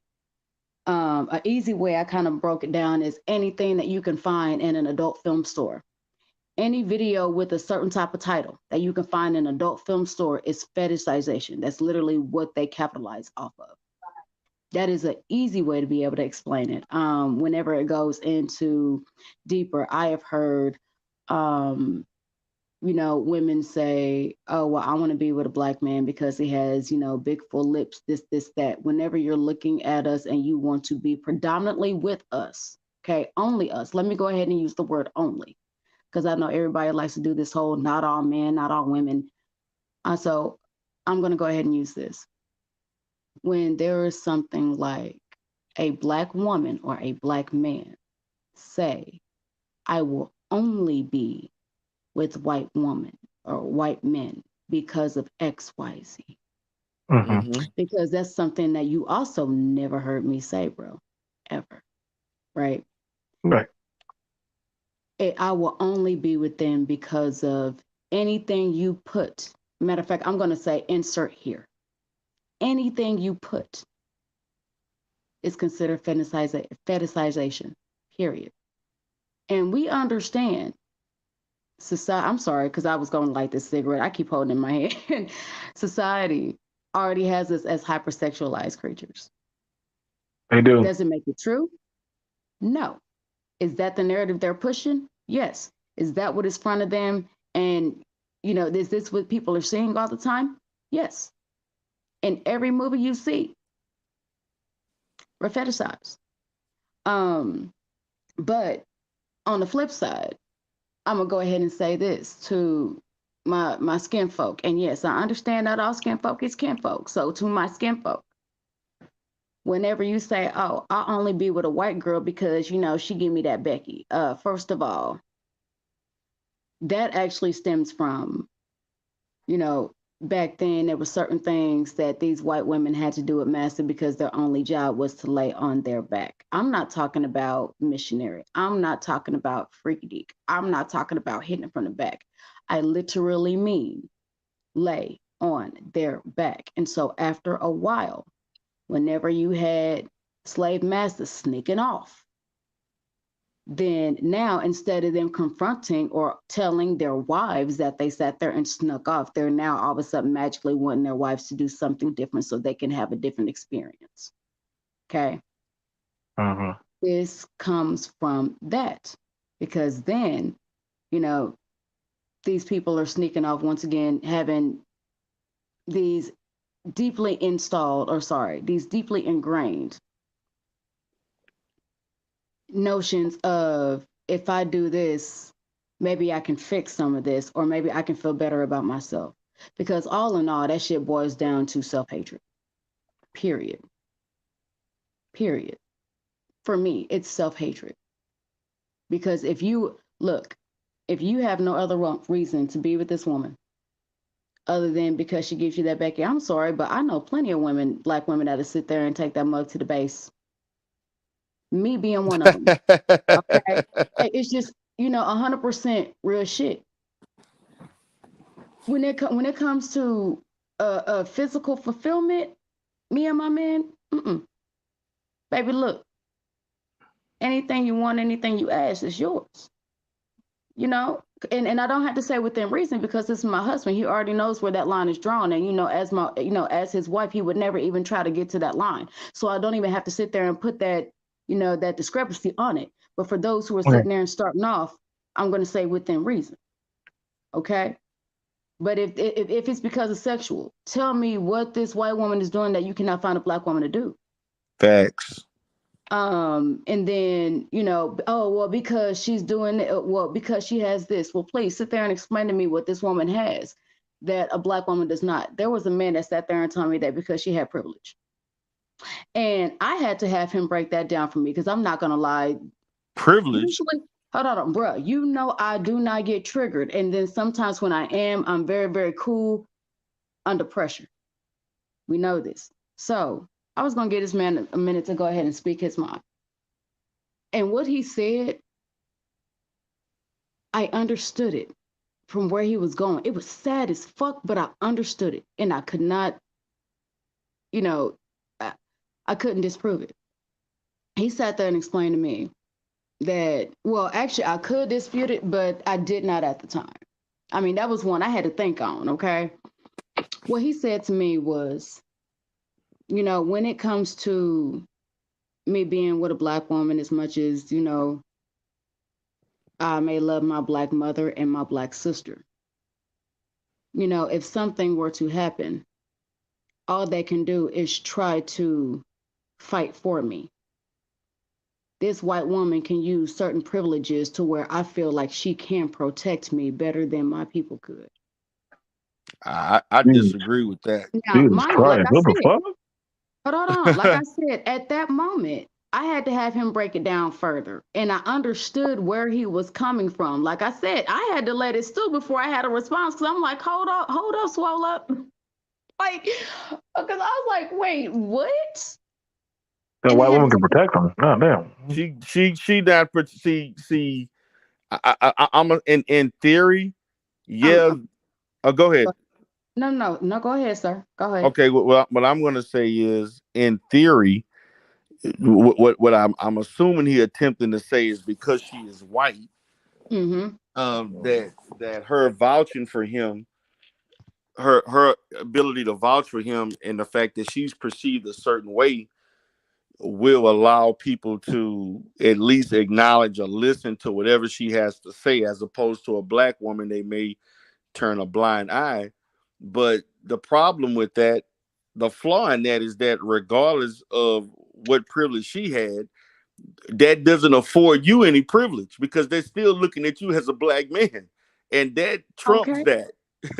Okay. And like I said, I had to respond, but look, when I sit there and tell you I was caught because I was trying to give him, you know me, I try to be respectful, even if it's an opposing view, try to give him the floor. Baby, look, first of all, everybody else got on it before I could. So it actually gave me a minute to sit there and think this shit through because I was literally flabbergasted. I was like, wait, what? Um, here, let me go ahead and put it like this real quick. As a black man, or sorry, as a black woman who is in love with a white presenting man, okay? I'm not going to go into too many details because my husband does frequent certain spaces because he has the ability to do so because a lot of people go off of how he's presented versus his ethnicity. So I'm not going to go too much into detail, okay? But as being with a white presenting man, I'm going to say whenever we are out together, he has to watch how he responds to certain things because he already understands that if he responds wrong, he puts me in danger. Because the first thing certain people are going to do is come directly to me. They're not going to listen to shit going on. They're going to come directly to me. I'm either going to be used as something against him, or they can sit there and take whatever he says and use it against me. And in certain areas, that can result in death. Just keeping it a buck. As a black woman, I also watch how I am around certain spaces as well because we have a history of our men being taken from us, and it's looked at as the protector being taken from the home that leaves you now vulnerable. So we have to be very delicate when we go out there, regardless of whether that's what the fuck we wanted to call it, regardless of whether we realize that's what we were doing or not. Okay. So I'm going to say, when I had a chance to respond to this man, and like I said, it took me a minute because I was stuck on stupid for a hot second, y'all. I literally was like, wait, what? I had to explain to this man that with that same ideology, you're missing the whole point that that woman can also sit there and have you unalived with a quickness. And people would not sit there and think anything of it. They will automatically demonize him, make him the bad guy of this entire situation. And because that has been done, that literally is part of history. We can pull up many names where less has been done. Looking at a white woman in a certain way instead of having your eyes down to the ground has ended up in death. Yes? So at any time that you are out here with this same woman that you think is going to give you privilege or that you think is going to give you protection, she can also be the center of your demise for that same ideology. Just flip it. He didn't want to hear that. He felt like I was attacking him, which I'm not. I'm really, when I do certain things, I'm really trying to gain understanding. Um, Well, it's not that you're attacking them because, and I brought this up on the panel, respect to that of it was on the Itmore panel to a few of them. Now we done heard the news about the white woman that's a police officer who done had yes. sex with like all kind of law enforcement officers. And I said, listen, y'all brothers who had sex with her, y'all asses are going to get tore up. Y'all are, y'all Oh not yeah. gonna survive. Y'all not gonna survive this shit. No, she And not. She don't got a case. I said, brother. You don't need one. She's a white woman. That is part of the I, privilege that they do not realize that they have. Or I, no, I, that a lot of them do, but they want to sit there and claim they don't. I'm sorry. I said, listen, she's only gonna go after you brothers. Y'all are easy. I'm sorry, but is it you're too easy. And we gotta use what's the brother's name? The football player commentator Michael that Irvin. mind you, he said as on my he said, Lord, if I did not have that camera on me, we don't know where this would have gone. Hmm. This is a multi-million dollar man. It's not just any old man. This is a made man, a man who built himself. And he just said literally that it is harder for a man to prove his innocence or that of hey, I'm telling you right now. So granted, I get y'all can say, well, she was texting them and they knew about it, but I'm like, but who were the superiors? Who were who was in charge? There's a reason why if anybody understands that a business, you know, you a supervisor, manager, a team leader, you don't put yourself in compromising positions. But I get it. You let your wee wee think for you, and she got caught, but you They didn't call, think you weren't going to get touched. Right. there's a reason they call it two brains, y'all. So A so, lot of so times, hmm I said there's a reason they call it two brains. There's a reason that they call your penis one of your brains, your emotion another brain, and then your head is another brain because literally that is exactly what happens. You letting your I penis. done said that she gonna get that money. She gonna get that money.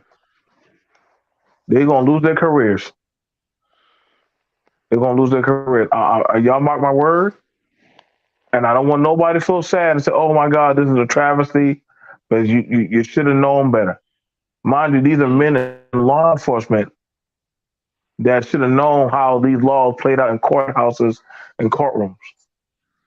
So I don't want to hear nothing.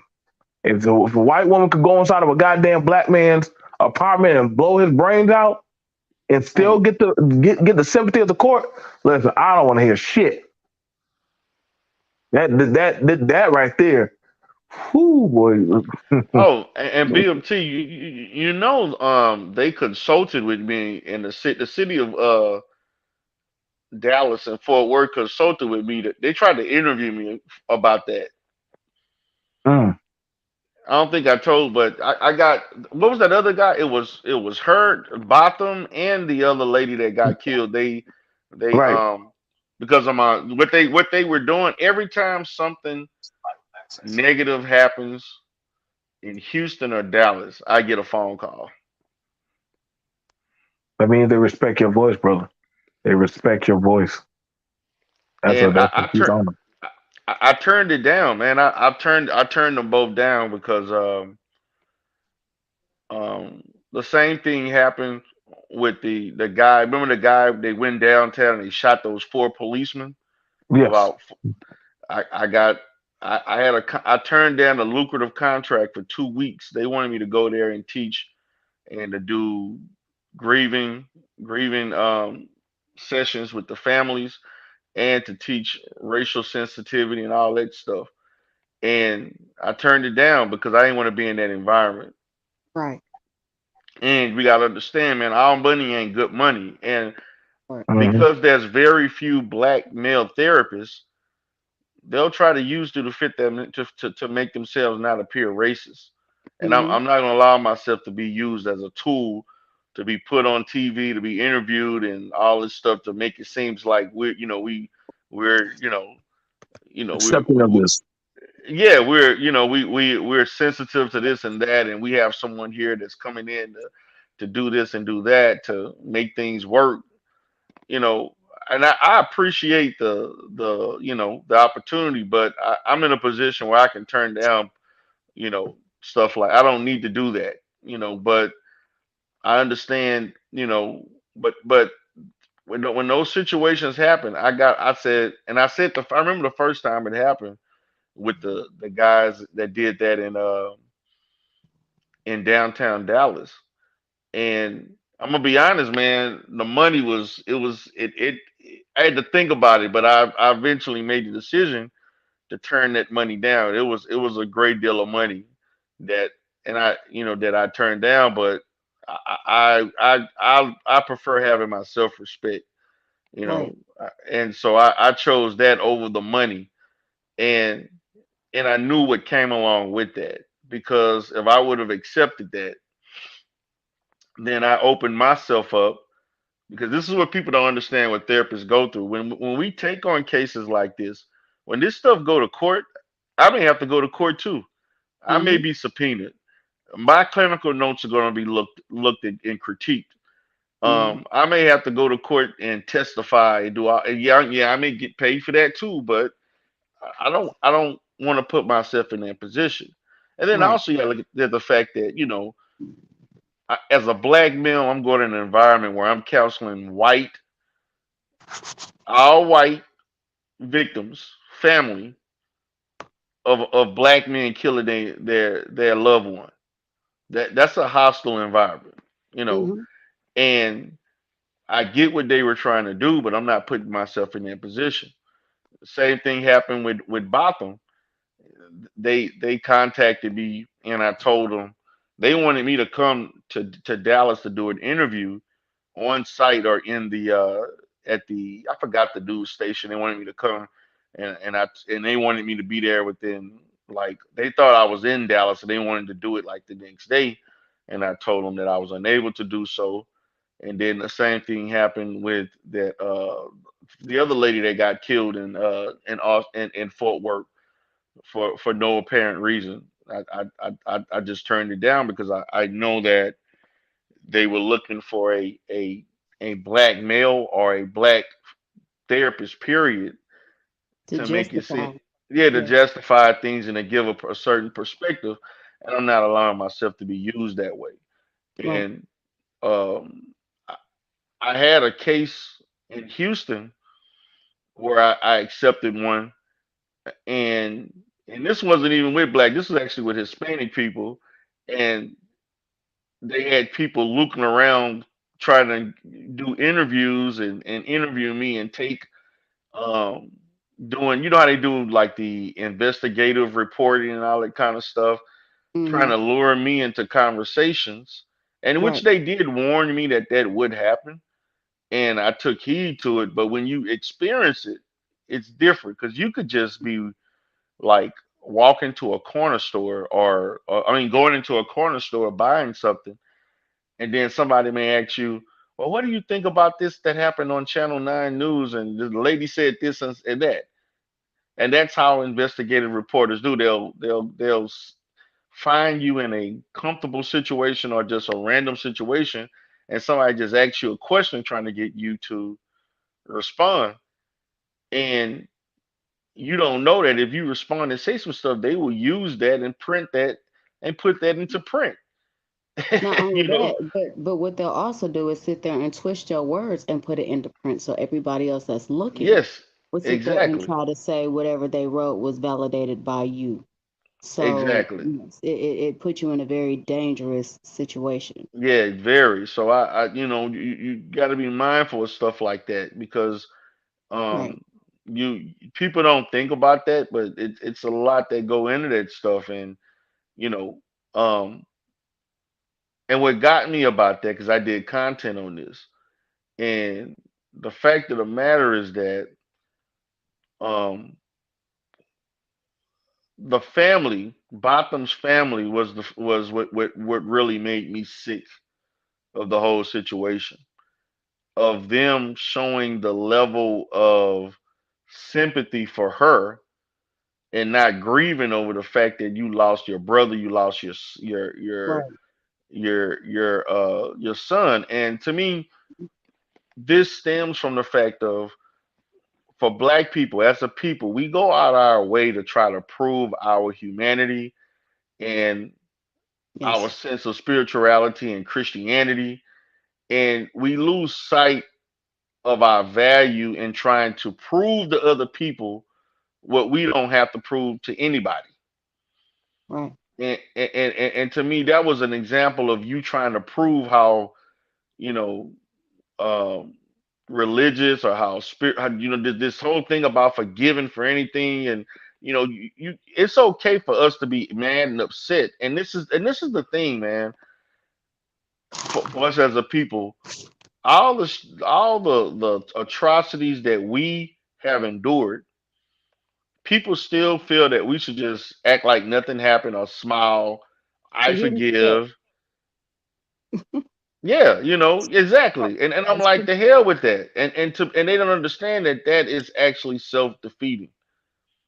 Because I'm gonna be honest, if that happened to me, I'm cursing, I'm calling out names, and I'm threatening lives. Mm-hmm. And I don't care what because at that point, because I mean, I don't want to ever be in that position. But just me thinking, if I was, I don't I would not care about you know trying to look a certain way. Mm-hmm. I'm beyond that. I'm the victim. Why should I have to, if I lost a loved one, I don't give a damn what nobody think Right. at that point, That's facts. That's facts. I'm the one hurting. Who are you to try to judge me for hurting? Right. I think that's why when I asked you on a panel when it came to that of the reparations in California, and I'm seeing a lot of negativity remarks about the people in California getting that kind of money. They gonna fuck it up. They don't need it. They they're just they're gonna be a bunch of niggas and this and that. And I'm like, why do y'all say that about them? Oh, I can explain. Like, I can answer that question. I'm surprised me and you haven't not talked about that yet because but I'm like of the latter. I'm like, why? Man, let me tell you, man. The reparations thing for California, it's a reason why they doing this. It's a test. And the thing about it is, California wouldn't have never done this if there has not been a huge drove of black people leaving California. You see, California has a very low black population. It don't have the population it had 10, 15 years ago. So that's the unspoken truth that nobody wants to talk about. You know, California had at least 15 to 20% population being black. Now it's I think it's like 7, 8% right now. Black people don't live in California anymore. They're No, moving they out. don't. Yeah, And that's why they chose California to present this, to see how black people would respond to this. Because see, what will happen is, if this goes into fruition, there will be a ripple effect that's going to happen from state to state, and they're going to use this as a test, as a case study. And so when you Mm-hmm. look at this, as far as the black people who oppose to this, number one, the people who oppose, most of them are non-ADOS. If people still using that term, they're probably first or I second don't even know what that generation means. I don't know what that means. And I American descendant of slavery. okay. Okay, so if you're not an American, and I put the quotation American, not Mm-hmm. Jamaican descendant of slavery, or Caribbean, or Or Haitian. Brazilian, or Mm, Haitian, if you're not American or even Canadian, you right. know, then you're not qualified for those services. Although in your reality, you still get the same treatment as any other black person. right. Exactly. And so that's why you got people, and I'm gonna name two names, and I may shock you with one of them, uh, BMT. That's the reason why you've heard Minister Farrakhan, because Mm-hmm. he's second generation Caribbean, Mm-hmm. which a lot of people don't know. Farrakhan is not ADOS, and someone like Umar Johnson, who Mm-hmm. has Afro Cuban. Mm, mm, Ancestry, he's also spoken against reparations in a certain, as far as it not being relative to a check. But see, when Negroes start speaking like this, BMT, why was this not said to the LGBT community, to the Right. to the Amer- to the Native American, to the right. to the Asian to the Asian American, Japanese Americans that all received checks, but all of a Reparation. sudden for the Negro, something wrong with getting a check. We gonna Right. fuck it up. We ain't ready for it. Right. Well, I'm gonna tell you this. I'm gonna use a study from what I've seen, just of what I've experienced growing up in Louisiana. I have an opinion after you, sir. Go ahead. Okay, the Tunica Biloxi Indians, which mainly is mostly because there's not a lot of full-blooded Native Americans. Most of them are actually mixed black, or they mix with Indian and white or Indian and black. Most of them are actually black. But um, when those Indians got that money, you know what they did? They got casinos. Some of those Mm-hmm. casinos failed, Mm-hmm. but did anybody tell them, well, you just gonna Fuck it up. miss fuck it Mm-hmm. up or miss invest the money, gonna invest the money in stuff that ain't gonna make you gonna lose money in 10 years. Mm-hmm. So nobody said that. But when it come to black folks, now everybody wanna watch how you, I'm gonna say this. If they get that $5 million and they choose to fuck up that $5 million, that's their business. Right. That's their $5 million to mess up, and can't nobody tell them what to do with it. Exactly. You know what I'm saying? And that's my position. If they decide to do it in Texas, they do it in South Carolina or whatever other state, whatever BMT decides to do with his $5 to $10 million, you have the right to do whatever the hell you want to do with that money, and I can't tell you one bit what to do with it. And Right. that's just the fact.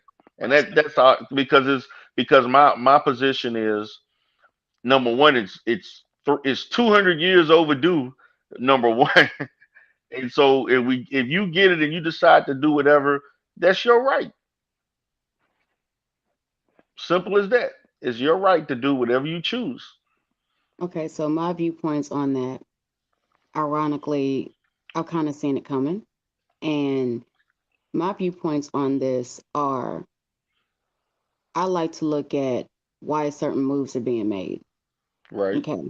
So while everybody's looking at the reparations, because we already know it's really called something else, but they try to, appease black folks by calling it that, right? Um, the way I want to look at it is why now? Because if we're gonna keep it a buck, let's keep it a buck. They didn't sit there and wait 200 years to sit there and give the Asian Americans, the Japanese Americans, the Irish Americans, the any other type of in area of indentured servitude, or sorry, indentured servitude. Okay, they didn't wait 200 years to sit there and break them off. Okay, they didn't. Not even the Hispanic community. They didn't wait no 200 something years to sit there and break them off, even though there's a lot of back and forth.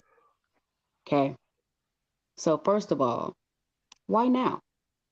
That's my first question that I honestly I employ people to think about. And secondly, my belief is that they are already trying to do something else. And I've heard that the mindset behind this move was to go ahead and give black people this money so that they would squander it, or not really squander it, but they would utilize it to where it would go through hands a lot quicker. So whenever it came back to the reserve, the cash aspect, the physical money aspect could now be taken, shredded, no longer in use, no longer in, the system. And then they could actually be able to move over to doing, the cyber currency. Oh But they wow. they still have a lot of cash on hand. So this is their way of trying to get rid of that, giving it to the race or the culture that they know that spends the most. Because once again, if we're gonna keep it a buck, let's keep it a buck. Black folks spend the most money, and honestly, if I'm gonna sit there and be 100%, we the ones that really make shit tick. We the ones that Right, keep shit moving. We are. right, right, This is everything from, what is considered popular to what we eat, what we dress, everything. This is one of the reasons that they try so hard to aim to our community, and then later on want to sit there and say, oh, well, I don't even want black people to sit there and get this. Tommy Hilfiger. Y'all didn't hear that. Ooh, I got allergies. I'm sorry. No But problem. shit like, that person or other people that have done the same thing, but then want to sit there and recant because all of a sudden now you sat there and said you don't fuck with us. We sit there and we take our money back, and now you realize, oh, that's not a little dip. That dip hurt. That dip hit your pocket, it hit your side. So now all of a sudden you want to do shit like go on opera and recant your shit instead of standing on what the fuck you said 10 toes down, saying that shit with your whole chest. You see what I'm right, saying? right. Um, and the main reason that that was done is because he understood that even if you don't like us, even whatever your fucking opinion of us, we the ones that make shit move. Okay, we ain't even gonna go into the fact that we the ones that created everything. And I said, look, for the audience and people who gonna see this later, I said what the fuck I said. We the ones that created everything, everything, everything. So with that being said, I've heard from white people that are in the hierarchy. This is not the classist white people. This is not the ones that they seen as you know niggas, but it's okay because at least you ain't black. I'm not talking about them. I'm talking about the ones that have stock in everything. I'm talking about the ones that have, that got their fingers into everything that literally allows society to be comfortable. Okay. And these people have sat there and said, you know what, we're going to go ahead and give this money. We expect them to spend it. We expect them to do exactly what they're going to do. And then after they are done, we can go ahead and now shred it. Because, mind you, it goes through society, it goes through the cycle. Okay, it goes through hands and then it goes to a place where it all gets shredded. This is We learned this growing up. Whenever we went to the place where they would sit there and make the dollar bills and you would get the little bag that had the shredded $1 bills in it and shit. You know what I'm talking about? Yeah, I Yeah, remember yeah, that. I remember that. Yeah, I tried to Right. put that money together for a whole 2 days. Well, look, nah, dude, I tried that shit for a week, my guy. I got $2 out of it. There was a 10. I was trying to hit that 10, bro. I couldn't find no other pieces. I was big mad. But but you know, they had already planned on this. And so this is one of the real reasons that they're even allowing this, or they're pushing not only the narrative of reparations, but they're trying to make it susceptible for black people to take it and do exactly what we're going to do with it, spend it. You No know, one exactly. really, no but one really, go ahead. I want to say this, and I understand. Like there's a lot of thought there's a lot of thought behind the why, Hmm. right? There's a lot of thought on the why, but there was also a thought of why are they doing this to us? Why are they keeping us? Why are they? Cause like I want you to understand, like, and I'm one of the very few concretes that ever talked about it. That there are some older blacks. There's not a lot of them left. That we don't hardly like. A lot of the black farmers are gone, Hmm. and they've been in Washington D.C. for years. For Yep. years, they'll be dead. I think the last few of them are left alive. And when they're dead, that court case will possibly die with them. Hmm. You have them. You have. They just now talked to.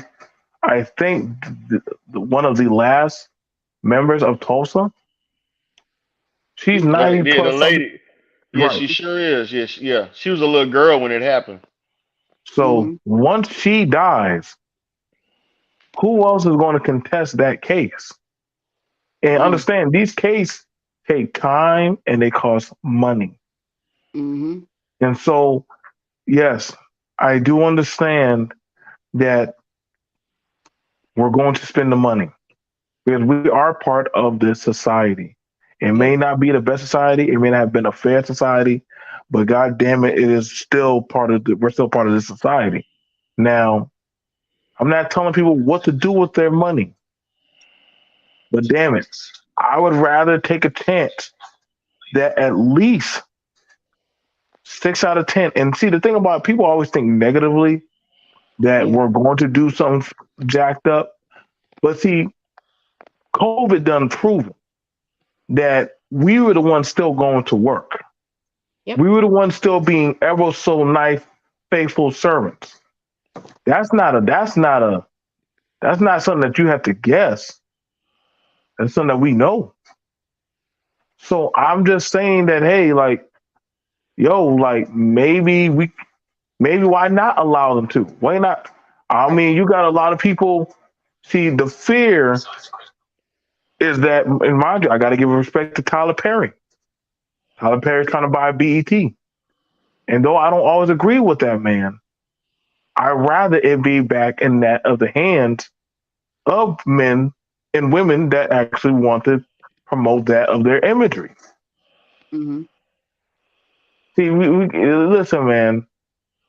Yeah, we may not agree with each other, but I would rather take the chances like that. Like I would rather take those chances with Right. somebody that actually will try, that will give a damn, that actually say, "Hey, we'll try my hair, skin, nails, or stuff like that." Like I know a lot of women who make products for young girls, but they don't got the Yeah. money to push it out there. So guess what? I got the money now. I know a lot of people who will do daycare. And rather, as much as we bitch about, well, they need to stay home. Well, nigga, I don't got the money to stay home like that. But guess what? I do now. Well, Do we can do our own practices. We can do our yeah. own school and trade and stuff. And people make it sound like we can't do it. But the thing about it is you don't know until you at least allow those people to try. And that's the thing about it. I just get very upset about. You know what I'm saying? I did an interview on a black school, on a privately owned black school since Jim Crow. You know what somebody said? Well, why don't they have this? Why don't they have that? I said, nigga, they'll get there when they get there. Right. Quit trying to always sneak this your own people's shit. That part. That's something I don't understand. Well, I just want to go ahead and preference. I'm not saying don't spend it. Hell No, no, yeah, no. spend I it. know you. I know you ain't. I know you ain't. You're not No, wrong. but because what I'm saying is this shit was specifically designed for those who are going to spend it and for those who are not, because once again there is another narrative that's being pushed that's going under the fucking, that's what's the word I'm looking for, that's going under the, damn, I just had it and then I lost it that fucking fast. It's going under the Okay. radar. And my whole thing is, I'm not saying don't spend it by any means. Shit, once you get that shit. And, however you spend it, you spend it. A lot of us, we gonna spend it trying to further us. Right. Some people, they might do different. At the end of the day, it is not my place to sit there and dictate nobody else's wallet, nobody else's living conditions, none of that shit.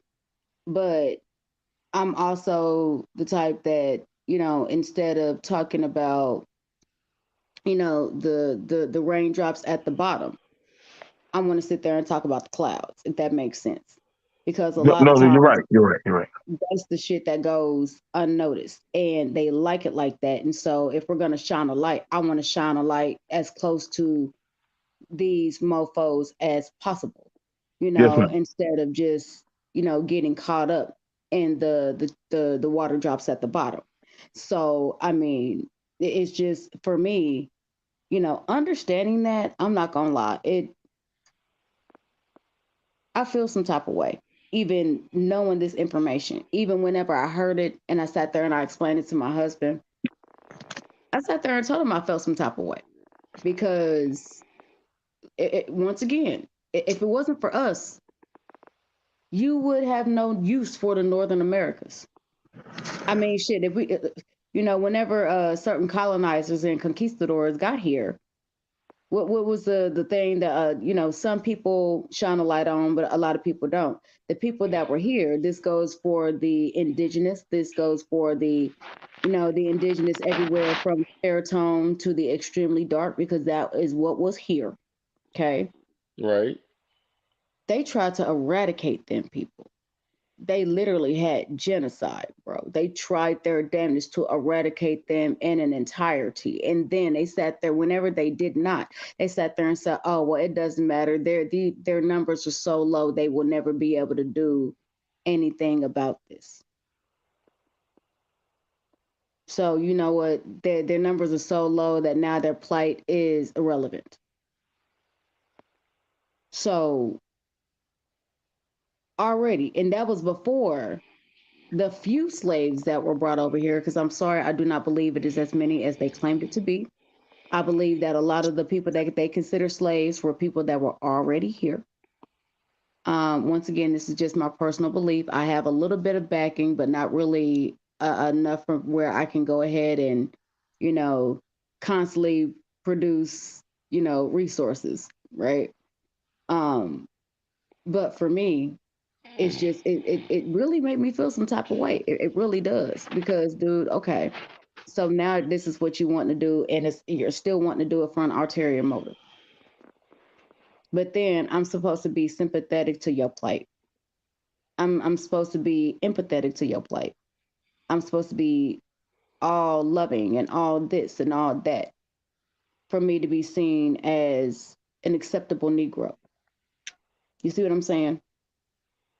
I no, I hear you, and that's all thing. And I get what you're saying. Like I full on, I get you. I get you. I get you full on well, and what you're saying. You know what I'm saying? Like I'm like my plight is, you know what I'm saying. Like I'm going to bet on black. Yeah. I don't always agree with black, but god damn it, we gotta try Toast something. Damn it. sleeping. Yeah, I know. I'm about to wrap it up too. I'm about to wrap it up, but I got to at least try.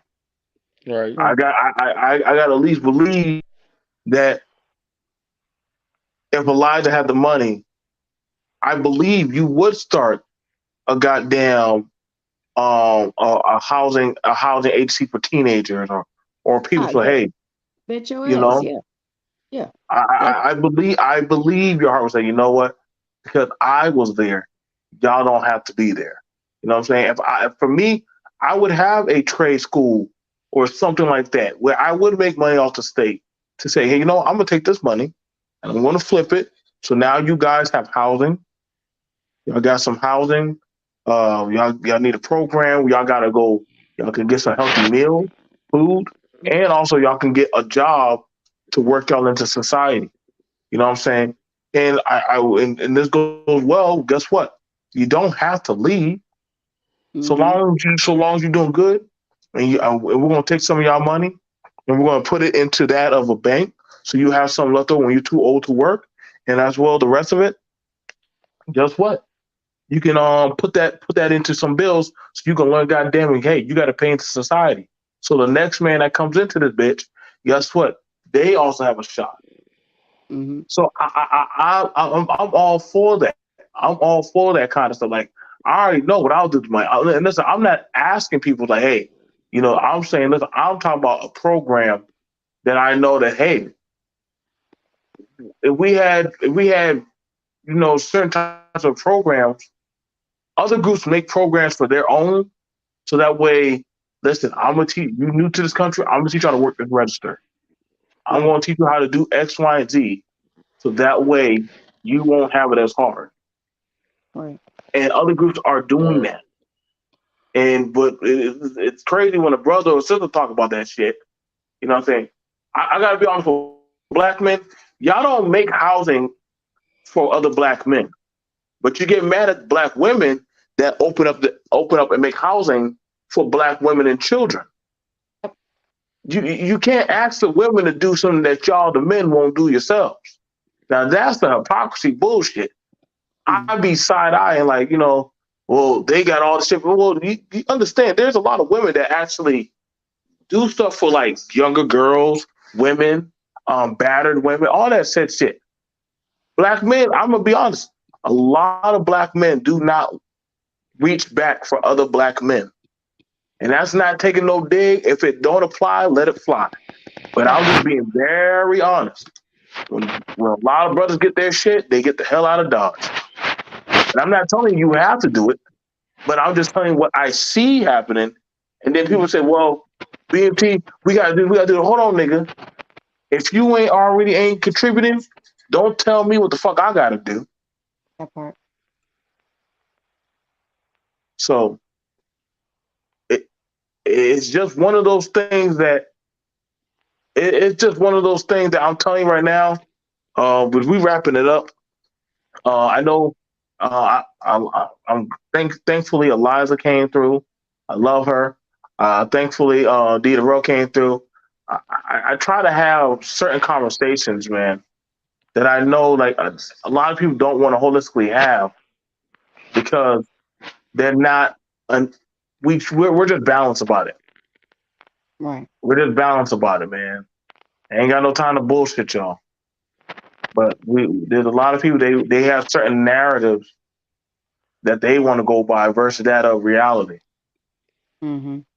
So, you know what I'm saying? That's why I try to tell some people, nigga, y'all need to worry about your own damn Sierra. Because y'all worried about another man's woman. He ain't worried about you. Mm-hmm. Same thing for a lot of women worried about what men are gonna be out there protecting. Baby girl, stay your ass off the streets. You worry that much about who gonna protect who or who gonna do what. Don't go out there. That's the best thing I can tell you to do. Move accordingly.